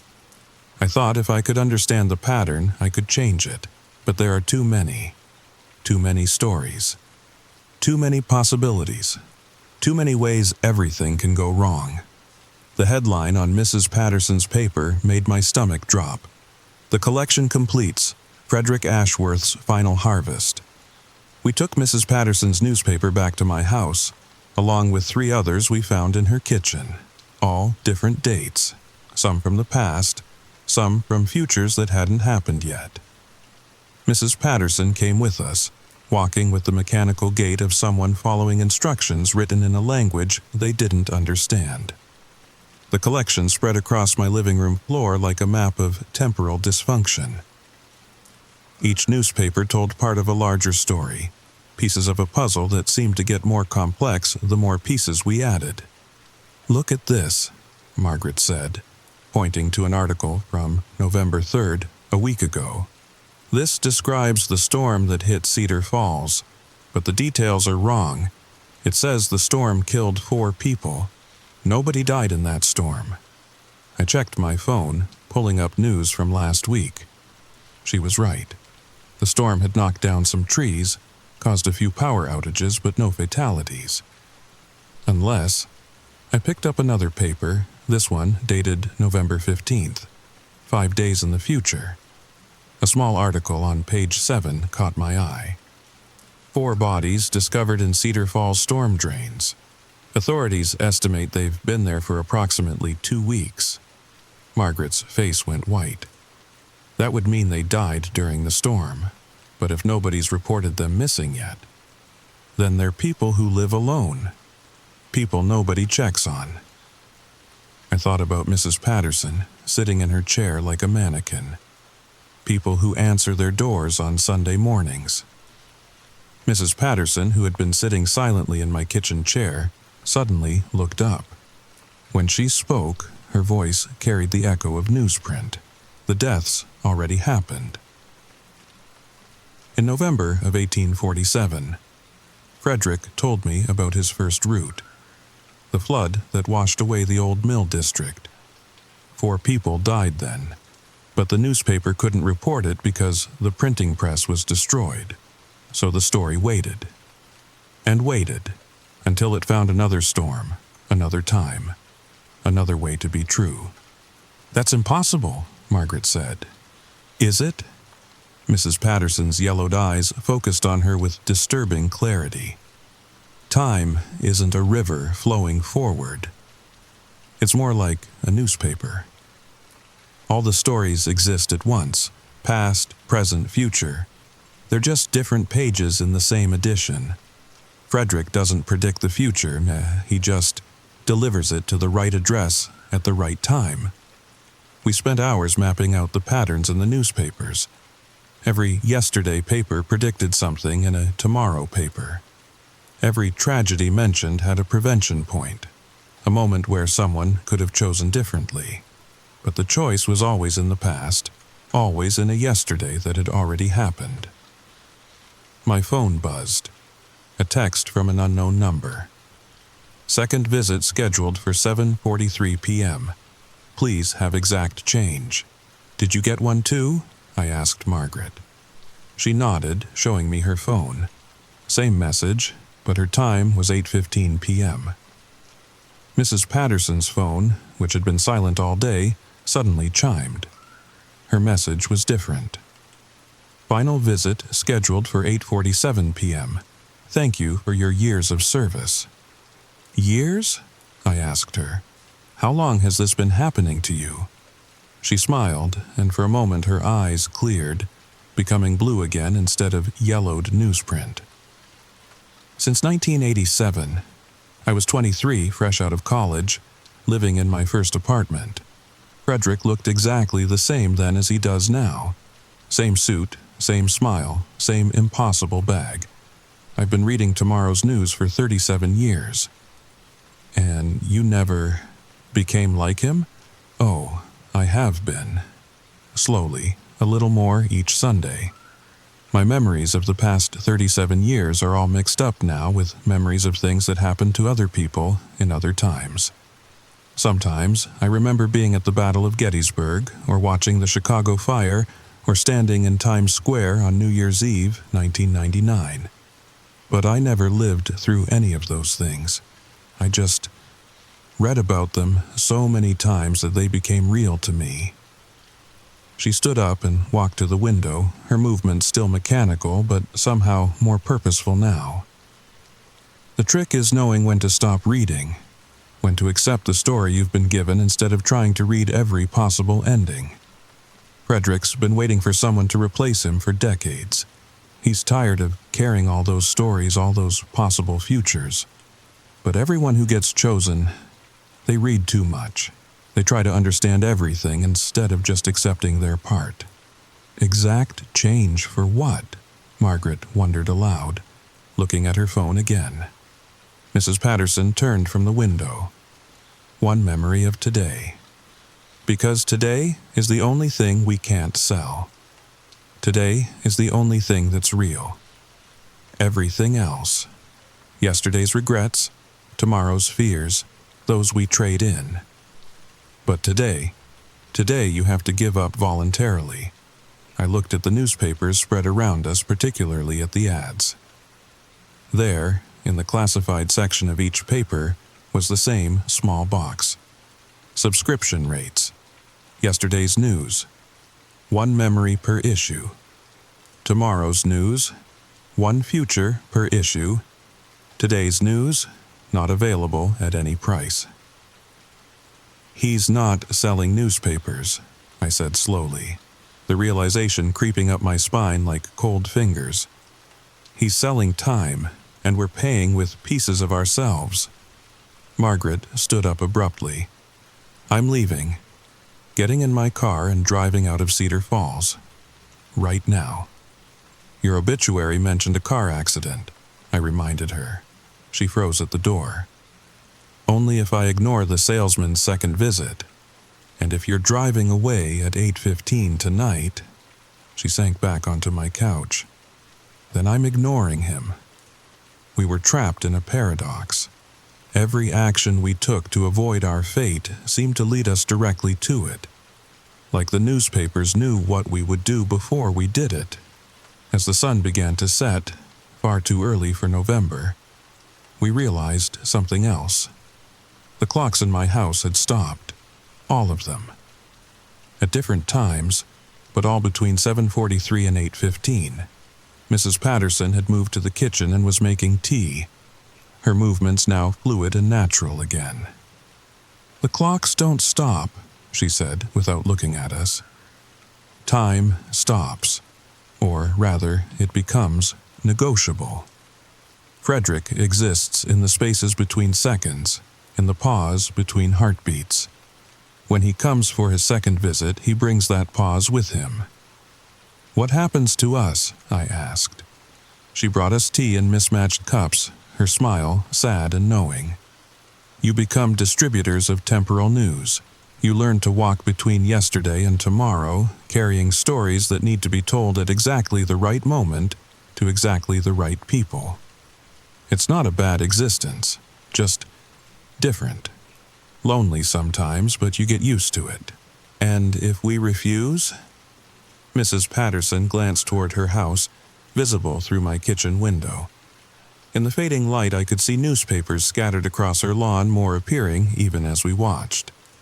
Then you keep receiving deliveries until you either accept the job or read so much that you become part of the newspaper itself. Some people last longer than others. I thought I could outlast Frederick, maybe find a loophole, a way to break the cycle. But there is no loophole. There's just the story, and everyone has their part to play. Time was running out. Or maybe time had already run out, and we just hadn't realized it yet. At exactly 7:43 p.m., the knock came again. 3 measured taps, patient, inevitable. Margaret and I had spent the remaining hours trying everything. We'd called the police. The line was dead. We'd tried to leave on foot, but somehow always ended up back at my house, walking through my front door as if we'd never left. We'd even tried destroying the newspapers, but they reformed from the ashes, the words rearranging themselves into new, more terrible stories. Mrs. Patterson had returned to her house at sunset, walking across our lawns with the measured pace of someone following a predetermined script. Before she left, she'd given us one last piece of advice. When he offers you the choice, remember that it's not really a choice at all. It's just the moment when you stop pretending you have control over your story. The story was written long before you were born. Frederick is just the delivery boy. I opened the door. Frederick stood there, still in that impossible suit, still with that too wide smile. But now, I could see him more clearly. His skin wasn't skin at all. It was newspaper. Thousands of tiny printed words forming the illusion of a face. His eyes weren't yellowed with age. They were made of obituary columns, constantly scrolling with names of the dead and dying. "Good evening, Mr. Davidson. I trust you've had time to review our publication. What are you?" The question came out as a whisper. "I'm a salesman," he replied simply. "I sell yesterdays to people who've run out of tomorrows. Very reasonable rates. We haven't run out of tomorrows. We're standing right here. We're alive." His smile widened, and I could see the headlines that formed his teeth. "Denial reaches critical mass," and "Local residents refuse to accept reality." "Are you, though?" He reached into his breathing bag and pulled out another newspaper. This one was different. The masthead was blank. The date was blank. But the headline was clear. "Thomas Davidson and Margaret Chen found dead in Minnesota home." "No," Margaret said beside me. "That's not possible. We're not dead. I can feel my heart beating. I can—" "Can you?" Frederick interrupted. "Or do you just remember what a heartbeat feels like?" I pressed my hand to my chest. There was a rhythm there, but was it my heartbeat or just the memory of one? The expectation of one? "The storm," I said suddenly. "The November 3rd storm. We were the 4 people in the drain." Frederick nodded approvingly, like a teacher whose slow student had finally understood a simple equation. Not you 4 specifically, but 4 like you. 4 who could have been you. 4 who were you in another yesterday's newspaper. "Then what's the point of this?" Margaret demanded. "Why show us newspapers about our deaths if we're already dead?" "Oh, you're not dead." Frederick's form began to shift, the newspaper that composed him rustling like leaves. "Not yet. Not in this version of yesterday, but you've been selected for something special. You see, someone needs to deliver tomorrow's news. Someone needs to warn the next group. Someone needs to become—" He gestured to himself, and I understood. The newspapers weren't predictions or records. They were recruitment letters. "You want us to become like you," I said. "Want is a strong word. Need is more accurate. The Yesterday Times has been in circulation since humans first learned to fear tomorrow. We always need new delivery personnel, people who understand the weight of knowing what's coming but being unable to change it." "And if we refuse?" Frederick reached into his bag one more time, pulling out a final newspaper. This one was ancient, yellowed, and crumbling. The date at the top was from 1892, but the headline was about me. "Thomas Davidson refuses generous offer. Repeat Sunday indefinitely."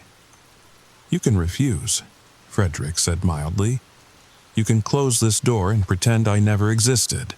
And next Sunday at 7:43 a.m. I'll knock again. And you'll answer. And we'll have this same conversation. And you'll refuse again. And again. And again. Mrs. Patterson has refused 47 times. Eventually, everyone either accepts the position or—" He glanced meaningfully at Mrs. Patterson's house. "They read too much truth and become part of the newspaper itself."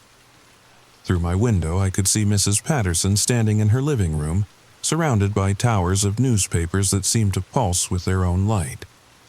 As I watched, she opened another edition, and for just a moment she became transparent, like she was fading into the pages themselves. I looked at Margaret. Her face had gone pale, but there was a resignation in her eyes. We both knew there was no real choice. There never had been. The newspaper had told us our fate, and we'd walked right into it thinking we were avoiding it. What happens to our bodies? Our lives? Nothing changes for most people. You'll still live in Cedar Falls, still have your jobs, still eat breakfast and complain about the weather. But on Sundays, you'll walk the routes. You'll deliver yesterday's news to tomorrow's recipients. And slowly, over time, you'll become more newspaper than person. Until one day, someone else opens their door at 7:43, and you offer them the same choice I'm offering you. The breathing bag at his feet opened wider, and I could see inside.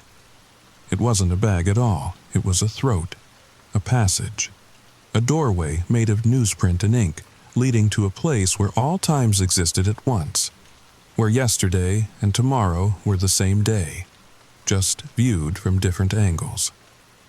Exact change, I said, remembering the text message. What's the exact change? Frederick's smile was almost sad now. One memory of today, because today is the only thing we can't sell. Today is the only thing that's real. Everything else, yesterday's regrets, tomorrow's fears, those we trade in. But today you have to give up voluntarily. I thought about today, Sunday, November 10th, 2024. The day I'd woken up at 7:23, scrolled through my phone, let my coffee go cold. The day I'd discovered that time was negotiable and reality was just another newspaper story. What was I really losing? But then I thought about other todays. The today when I'd graduated college. The today when I'd moved to Cedar Falls. The today when I'd adopted my cat, Hemingway, from the animal shelter. All those perfect, singular moments that existed only once and could never be repeated or sold or traded. What about tomorrow? Margaret asked suddenly. What about all the tomorrows we'll never have? Frederick's expression softened slightly, and for a moment I could see the person he'd been before he became a collection of news stories. Tomorrow is just today waiting to happen. And today, well, today you get to choose what story you become part of. Together? Margaret asked, taking my hand. Together, I agreed. We reached for the bag, the throat, the doorway. The moment our fingers touched its edge, I felt myself dissolving, becoming words on a page. My memories separated into articles, my thoughts became headlines, my fears turned into obituaries for people who didn't exist yet. But I also felt something else, connection. Not just to Margaret, or to Frederick, or to Mrs. Patterson, but to everyone who had ever opened a door on Sunday morning and found their story waiting for them. We were all part of the same edition, all characters in the same ongoing narrative that stretched back through decades and forward through possibilities we couldn't imagine. The last thing I saw before I became part of the newspaper was Frederick's true face, not newspaper at all, but a mirror, reflecting back my own features formed from tomorrow's news. The knock comes at 7:43 on a Sunday morning. Not 7:45, not 7:40, but 7:43. Exactly. Sarah Williams checks her phone, confused by the early visitor. Riverside, California isn't the kind of place where people knock on doors anymore. She opens the door to find a young man in a perfectly pressed suit, his smile just a fraction too wide. Beside him stands a woman whose eyes hold the weight of unread stories. "Good morning, Miss Williams," they say in unison, their voices rustling like newspaper pages. "Beautiful Sunday, isn't it? Perfect day to catch up on yesterday's news." The canvas bag at their feet breathes in and out, patient as time itself. Sarah Williams doesn't know it yet, but she's about to make a choice. The same choice we all make every Sunday at 7:43 exactly. Behind us, invisible to Sarah but clear to anyone who knows how to look between the seconds, Mrs. Patterson walks her route through a neighborhood that exists in 1987. Frederick tends his garden in a backyard that bloomed in 1892, and countless others deliver their assigned stories to the exact moments where they're needed most. We are all part of the same newspaper now. All stories in the same edition, all bound together by the understanding that time is not a river, but a library, and everyone gets to read their chapter exactly once. The only question is, when your Sunday comes, when that knock echoes through your quiet morning. Will you answer the door, or will you pretend you're not home, knowing that next Sunday, at 7:43 exactly, they'll knock again, and again, and again, until you finally read yesterday's news and tomorrow's truth. Sweet dreams, dear listener. And remember, if you hear 3 measured taps at your door next Sunday morning, you might want to sleep in. But then again, you already know what you're going to do, don't you? It was in yesterday's paper. Story number 4. The dashboard clock read 11:47 p.m. when my Corolla died on Route 539, right in the heart of the Pine Barrens. I know what you're thinking. Another stranded motorist story. But here's the thing. Locals in South Jersey, they have rules about these woods. Rules my grandmother whispered to me when I was 8 years old, sitting on her porch in Hamilton, watching the tree line as dusk fell. Rules. I forgot, until that night reminded me why we never, ever stop in the Barrens after dark. Before I tell you what happened, you need to understand something. I'm not the type who believes in things. I'm Sarah Chen, 32, systems analyst for a tech firm in Cherry Hill. I deal in data, logic, ones and zeros. But what I experienced that November night, it changed everything I thought I knew about the million acres of pine forest that sprawl across New Jersey like a dark secret nobody wants to talk about. So here's my question for you, and I need you to really think about this before you answer. When was the last time you were truly alone? I mean, completely, utterly alone, with no cell signal, no lights except stars filtered through pine branches, and the absolute certainty that something was watching you from between those trees. Comment below if you've ever felt that kind of isolation, because I need to know I'm not the only one who's been marked by the Barrens. And now, the story begins. The engine coughed twice before dying completely.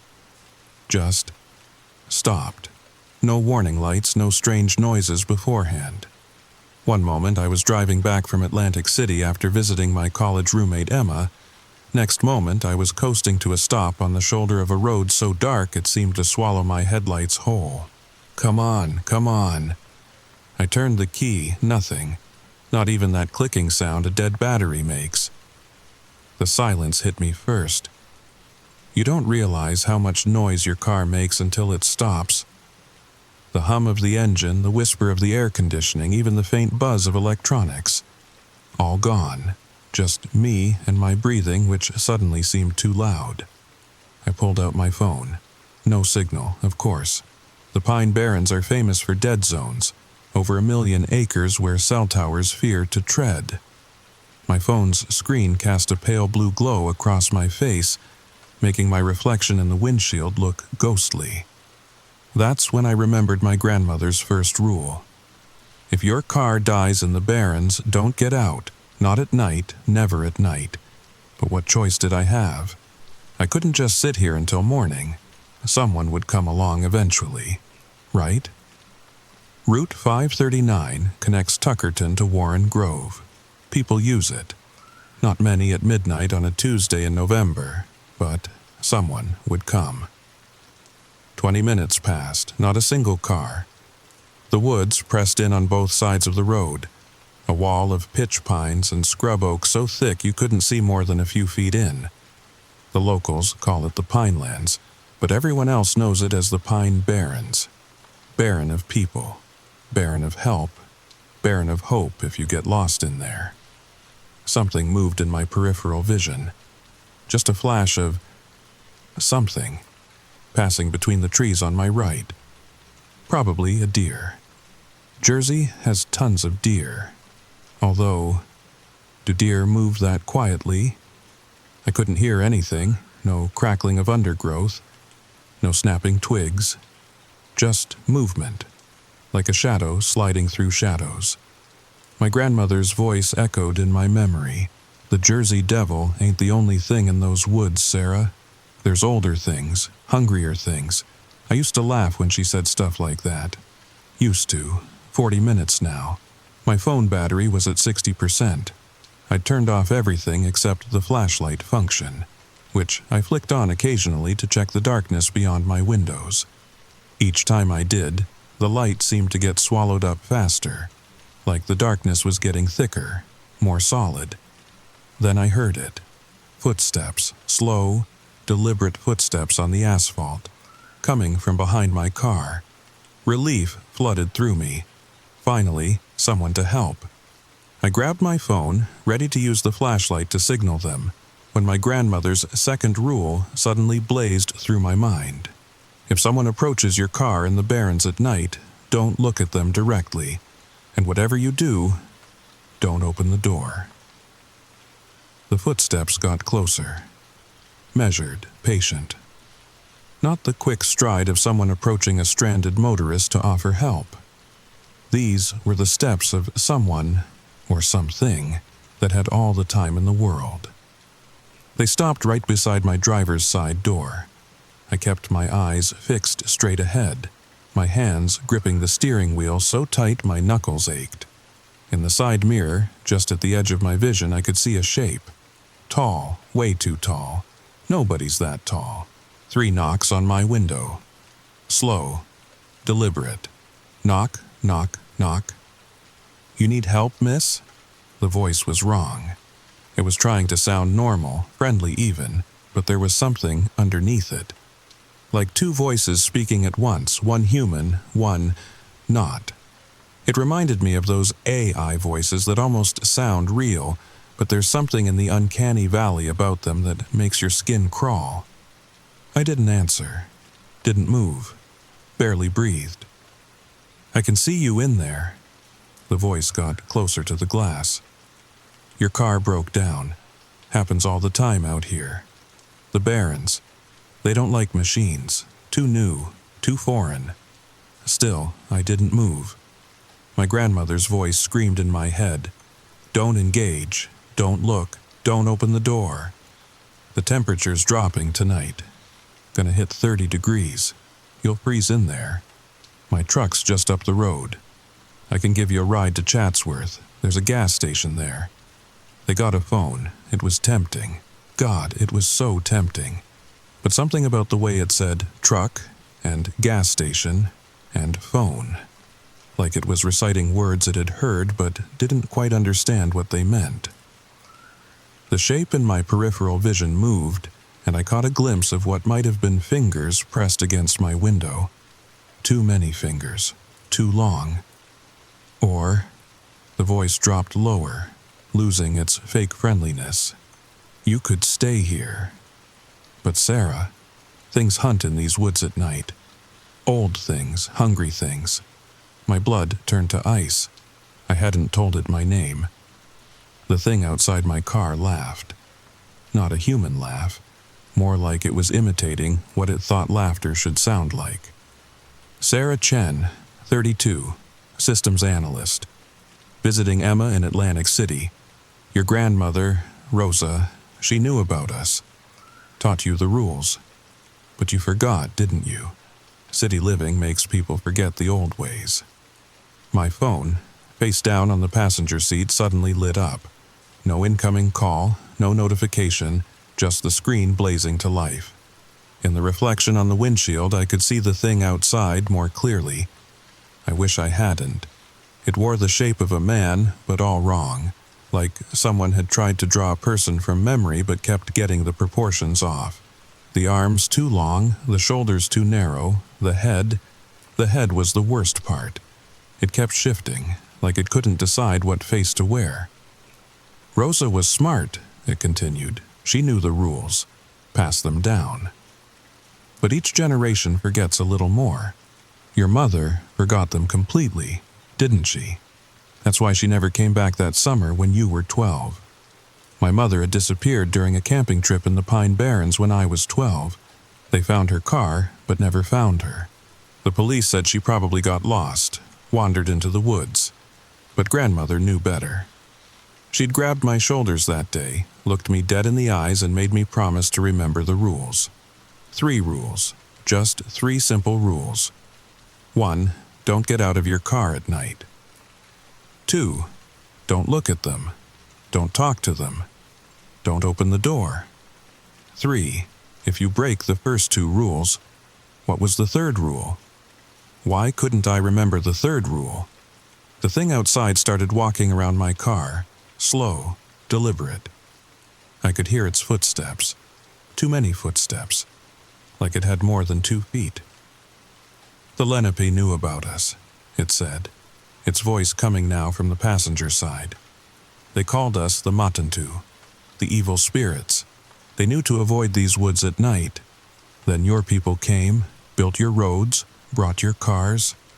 You forgot that some places aren't meant for you. My phone screen went dark, then lit up again. This time, there was a text message. From a number I didn't recognize. Just 3 words. Look at me. I squeezed my eyes shut. Another text.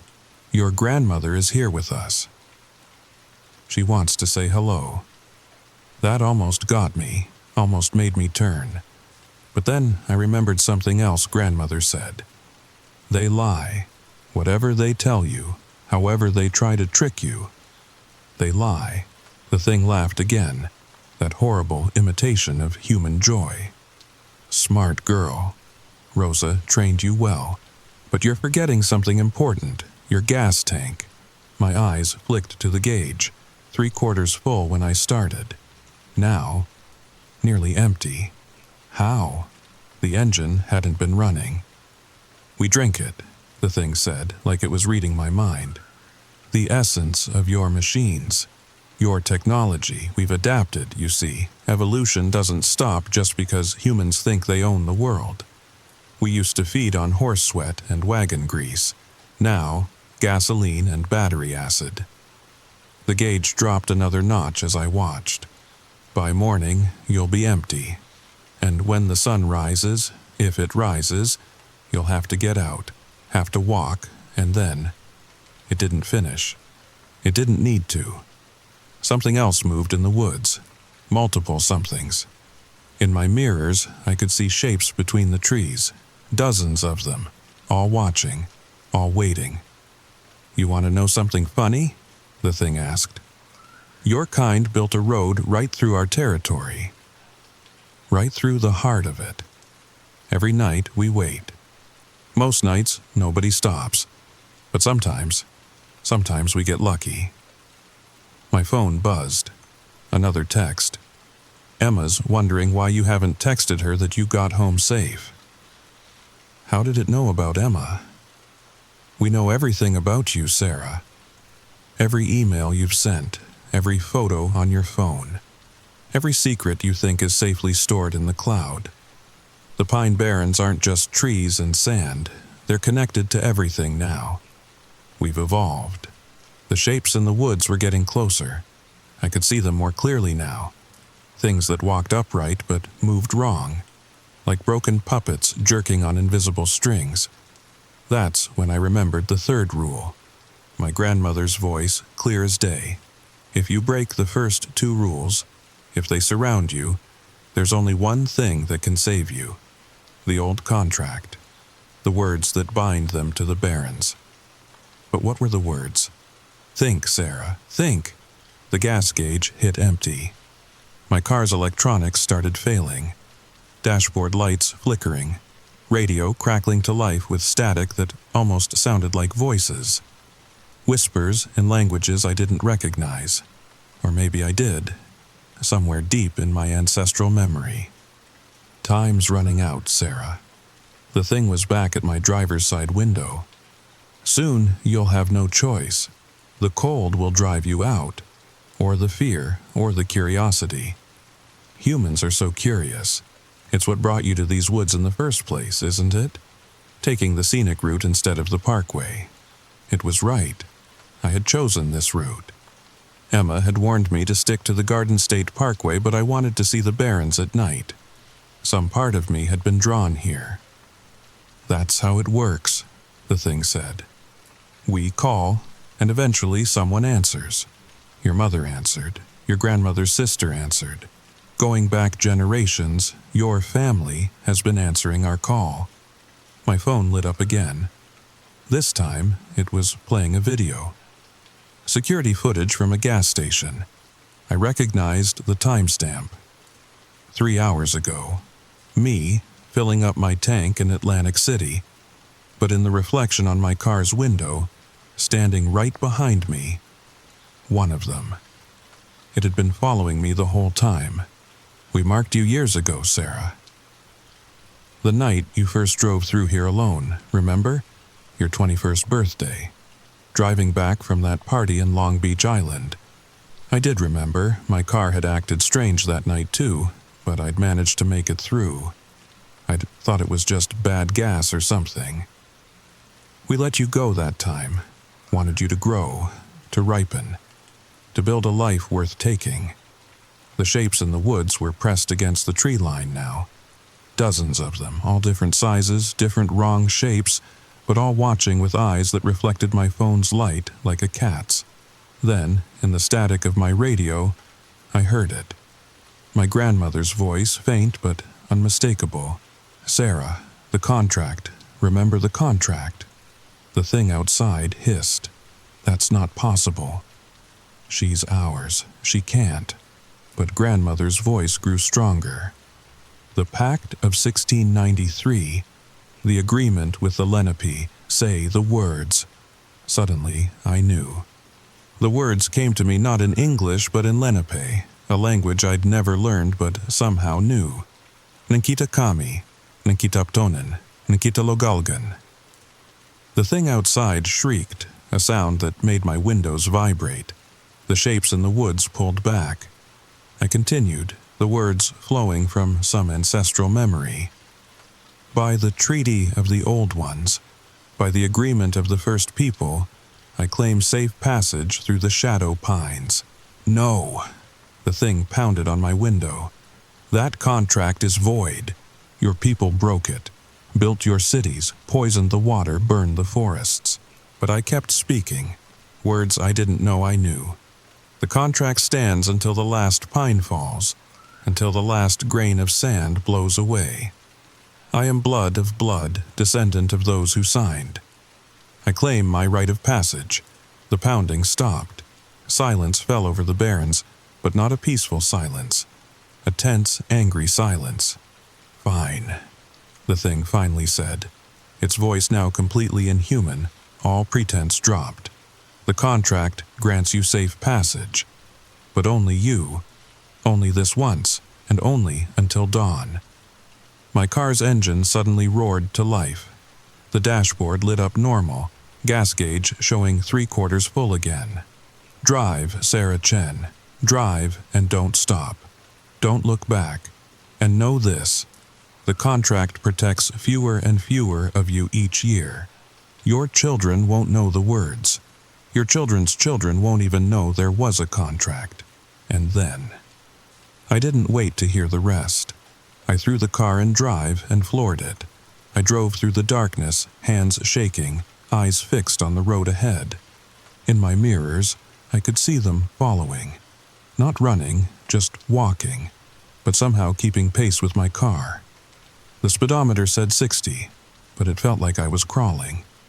The road seemed to stretch forever. Route 539 is only about 15 miles through the deepest part of the Barrens. But that night it felt like hundreds. The trees pressed in closer, branches scraping my car like fingernails. The yellow center line wavered, sometimes disappearing entirely, leaving me driving through a tunnel of pine and shadow. My phone rang. Emma's number. I knew better than to answer. It wasn't Emma. It rang again. This time my mother's old number, the one that had been disconnected for 20 years. Then my grandmother's.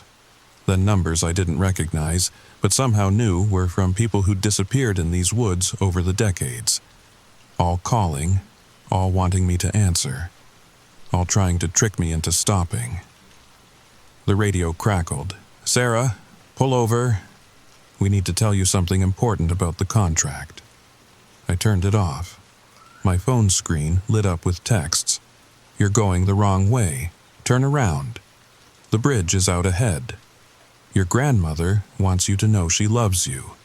Stop and we'll let you go. You can't leave the Barrens. You've always belonged to us."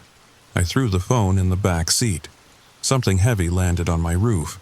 Footsteps above me, pacing from front to back, claws scraped against metal. Whatever it was laughed, that same horrible imitation of human joy.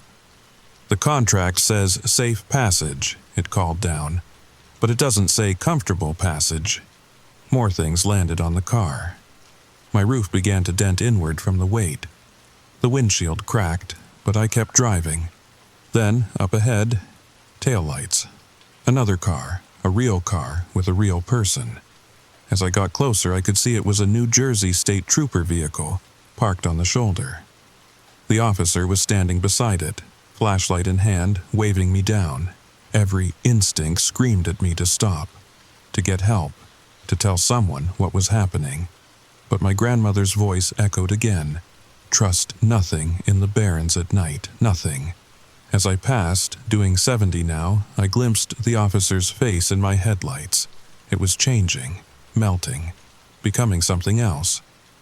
The trooper uniform split open, revealing something dark and wet underneath. Not a trooper. Never a trooper. The things on my roof shrieked in frustration as I passed their trap. Miles crawled by, my gas gauge started dropping again, faster this time. The engine coughed. The speedometer fell to 50, then 40, then 30. "You won't make it," the thing on my roof sang. The contract expires at dawn, and dawn is still an hour away, 20 miles per hour now. The engine was dying again. That's when I saw it. A faint glow on the horizon. Not dawn. Too early for dawn. But the lights of Chatsworth. Actual electric lights from actual buildings with actual people. 15 miles per hour. The town grew closer. I could see the 24-hour Wawa station. Safety, normalcy. Life. 10 miles per hour. The things in the woods were running now, no longer pretending to be human. Shapes bounded between the trees. Some on 2 legs, some on 4, some on more. All converging on the point where the road left the deep barrens and entered the town, 5 miles per hour. The engine died completely. I was coasting now, rolling on momentum alone. The Wawa station was maybe 300 yards away. I could see someone inside, a bored cashier playing on their phone. The car rolled to a stop 50 yards from the parking lot. "Contracts fulfilled," the thing on my roof said. "We gave you safe passage." "Your car breaking down again. Well, that's just bad luck." I grabbed my phone, my purse, my hand on the door handle. 50 yards, I could run 50 yards. But the moment my foot touched the asphalt, they would have me. The contract only protected me in the car. Then I heard it. A sound I'll never forget. The sound of dozens of things breathing in unison, waiting, anticipating. The hunt about to begin. That's when headlights appeared behind me. Real headlights this time. A massive pickup truck with Jersey plates and a Rutgers sticker. It pulled up alongside me, and the driver, a middle-aged black woman in scrubs, rolled down her window. "You okay, honey?" she asked. "Car trouble?" I looked at her, really looked at her. Her eyes were brown and tired and human, so wonderfully human. "Please," I whispered, "please help me." She must have seen something in my face because she immediately unlocked her doors.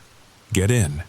Quick, I dove into her truck just as the first gray light of dawn touched the sky. Behind us, the woods exploded with sound. Shrieking, howling, rage that shook the trees. But they couldn't follow. Not into the light, not outside the deep barrens. The woman drove me to the Wawa, bought me coffee, waited with me until the tow truck came. She didn't ask why I was crying. Didn't ask about the deep scratches on my car's roof. Didn't ask why I kept looking back at the tree line. Just before she left for her shift at Virtua Hospital, she squeezed my hand and said, "My grandmother was from Chatsworth, born and raised. She taught me the rules about the Barrens. You're lucky you remembered them." I wanted to tell her everything, but all I could manage was, "Thank you." She smiled. "Pass it on someday." The knowledge. Someone's going to need it. The Barrens are getting hungrier, and people are forgetting the old ways. That was 3 months ago. I've moved since then. Live in North Jersey now, far from the Pine Barrens. But sometimes, late at night, my phone lights up with texts from numbers that shouldn't exist. Pictures of my old route. Videos of my car still somehow driving down Route 539, even though I sold it to a scrapyard.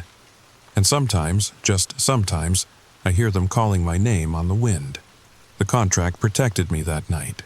But contracts can be renegotiated, and they have all the time in the world. So, if you're watching this from Jersey, especially South Jersey, remember the rules. Remember the old ways. And whatever you do, whatever emergency you have, whatever shortcut seems tempting, don't stop in the Pine Barrens at night. They're waiting. They're always waiting, and they're getting hungrier. Now, I need to know. Have you ever driven through the Pine Barrens at night? Have you felt that pull, that call to take the dark road through the pines? Comment below. Share this story with anyone who lives near or travels through South Jersey. Subscribe if you want to hear more about the things that hide in America's forgotten places. Because this isn't the only place with rules. And I'm starting to remember them all. Sweet dreams, if you can still have them after this. Epilogue. The research. 6 months have passed since that night, and I can't stop digging. Can't stop researching. What started as a traumatic experience has become an obsession, and what I've discovered makes that November night seem like a gentle warning. The Pine Barrens aren't unique. They're just the most active. I've found records dating back to the 1600s, buried in historical society archives and old church records. The Lenape didn't just avoid the deep forests at night. They performed ceremonies to keep the Matantu contained. Regular rituals, offerings, acknowledgments of the old boundaries. When European settlers arrived, they dismissed these practices as superstition. The first recorded disappearance was in 1697. A surveyor named Matthias Holstein vanished while mapping property lines for the West Jersey Society. His horse returned to camp without him, and the surveying equipment was found scattered along what is now Route 539, as if dropped in haste. No body was ever recovered. By 1720, the pattern was established. Every few years, someone would vanish in the deep barrens, always at night, always alone. The local Lenape, now forced to interact with settlers, tried to warn them about the rules, about the boundaries that shouldn't be crossed after dark. Some listened. Most didn't. Then came the iron foundries and glass factories.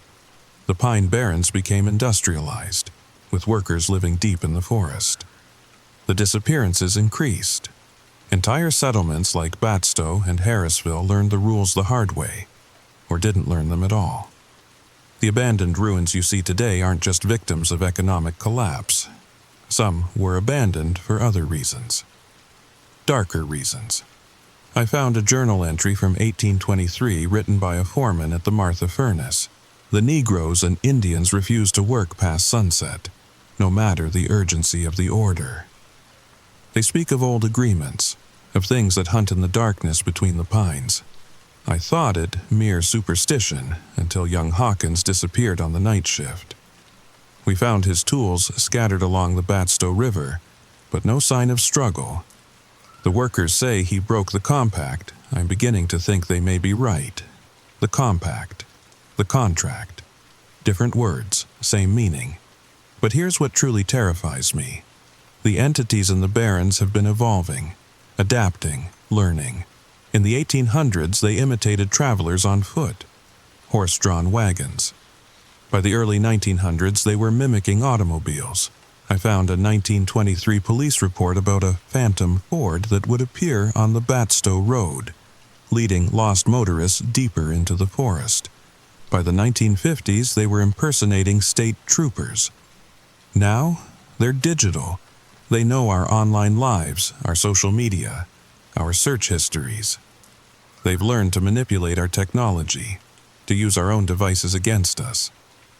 That video of my car still driving Route 539? It wasn't just a trick. Somehow, they've created a digital echo of that night, playing on loop in their electronic web. I've contacted other survivors, found them through forums, social media, support groups for unexplained experiences. There aren't many of us, but we exist. A trucker named Miguel, who encountered them near Chatsworth in 2019. A college student named Ashley who broke down on Route 206 in 2020. A retired teacher named Patricia, whose GPS led her into the deep barrens in 2021. We all share certain traits. We all had ancestors who lived in South Jersey. We all knew fragments of the old rules, passed down through family stories. And we all feel them sometimes, at the edge of our perception, testing the boundaries of our new lives. The entities are patient. They can wait decades between hunts, but they're also getting bolder. The old contract, the Lenape agreement that saved my life, is weakening. Each generation remembers less, speaks fewer of the old languages, observes fewer of the old boundaries. How long before the contract fails completely? I've started visiting the historical societies, the libraries, the tribal cultural centers, learning Lenape phrases, documenting the rules before they're lost forever. Creating a digital archive, ironically, using the same technology the entities have learned to manipulate. Because I understand now why that woman at the Wawa told me to pass it on. Why my grandmother made me promise to remember. The knowledge isn't just protection. It's a responsibility, a debt to those who didn't make it out. The Pine Barrens span 1.1 million acres. They're home to 850,000 people during the day. At night, they belong to something else entirely. Something that remembers when the forests stretched unbroken from the Atlantic to the Delaware. Something that considers us temporary visitors in their domain. Something that's learning to adapt to our modern world faster than we're learning to defend against it. If you live in New Jersey, learn the rules. If you have family from South Jersey, ask them about the old stories. If you must drive through the deep barrens at night, remember, don't get out, don't look, don't open the door. And if your car breaks down, pray you remember the words. The contract is still valid. For now, but they're getting hungrier, and we're forgetting how to feed them anything except ourselves.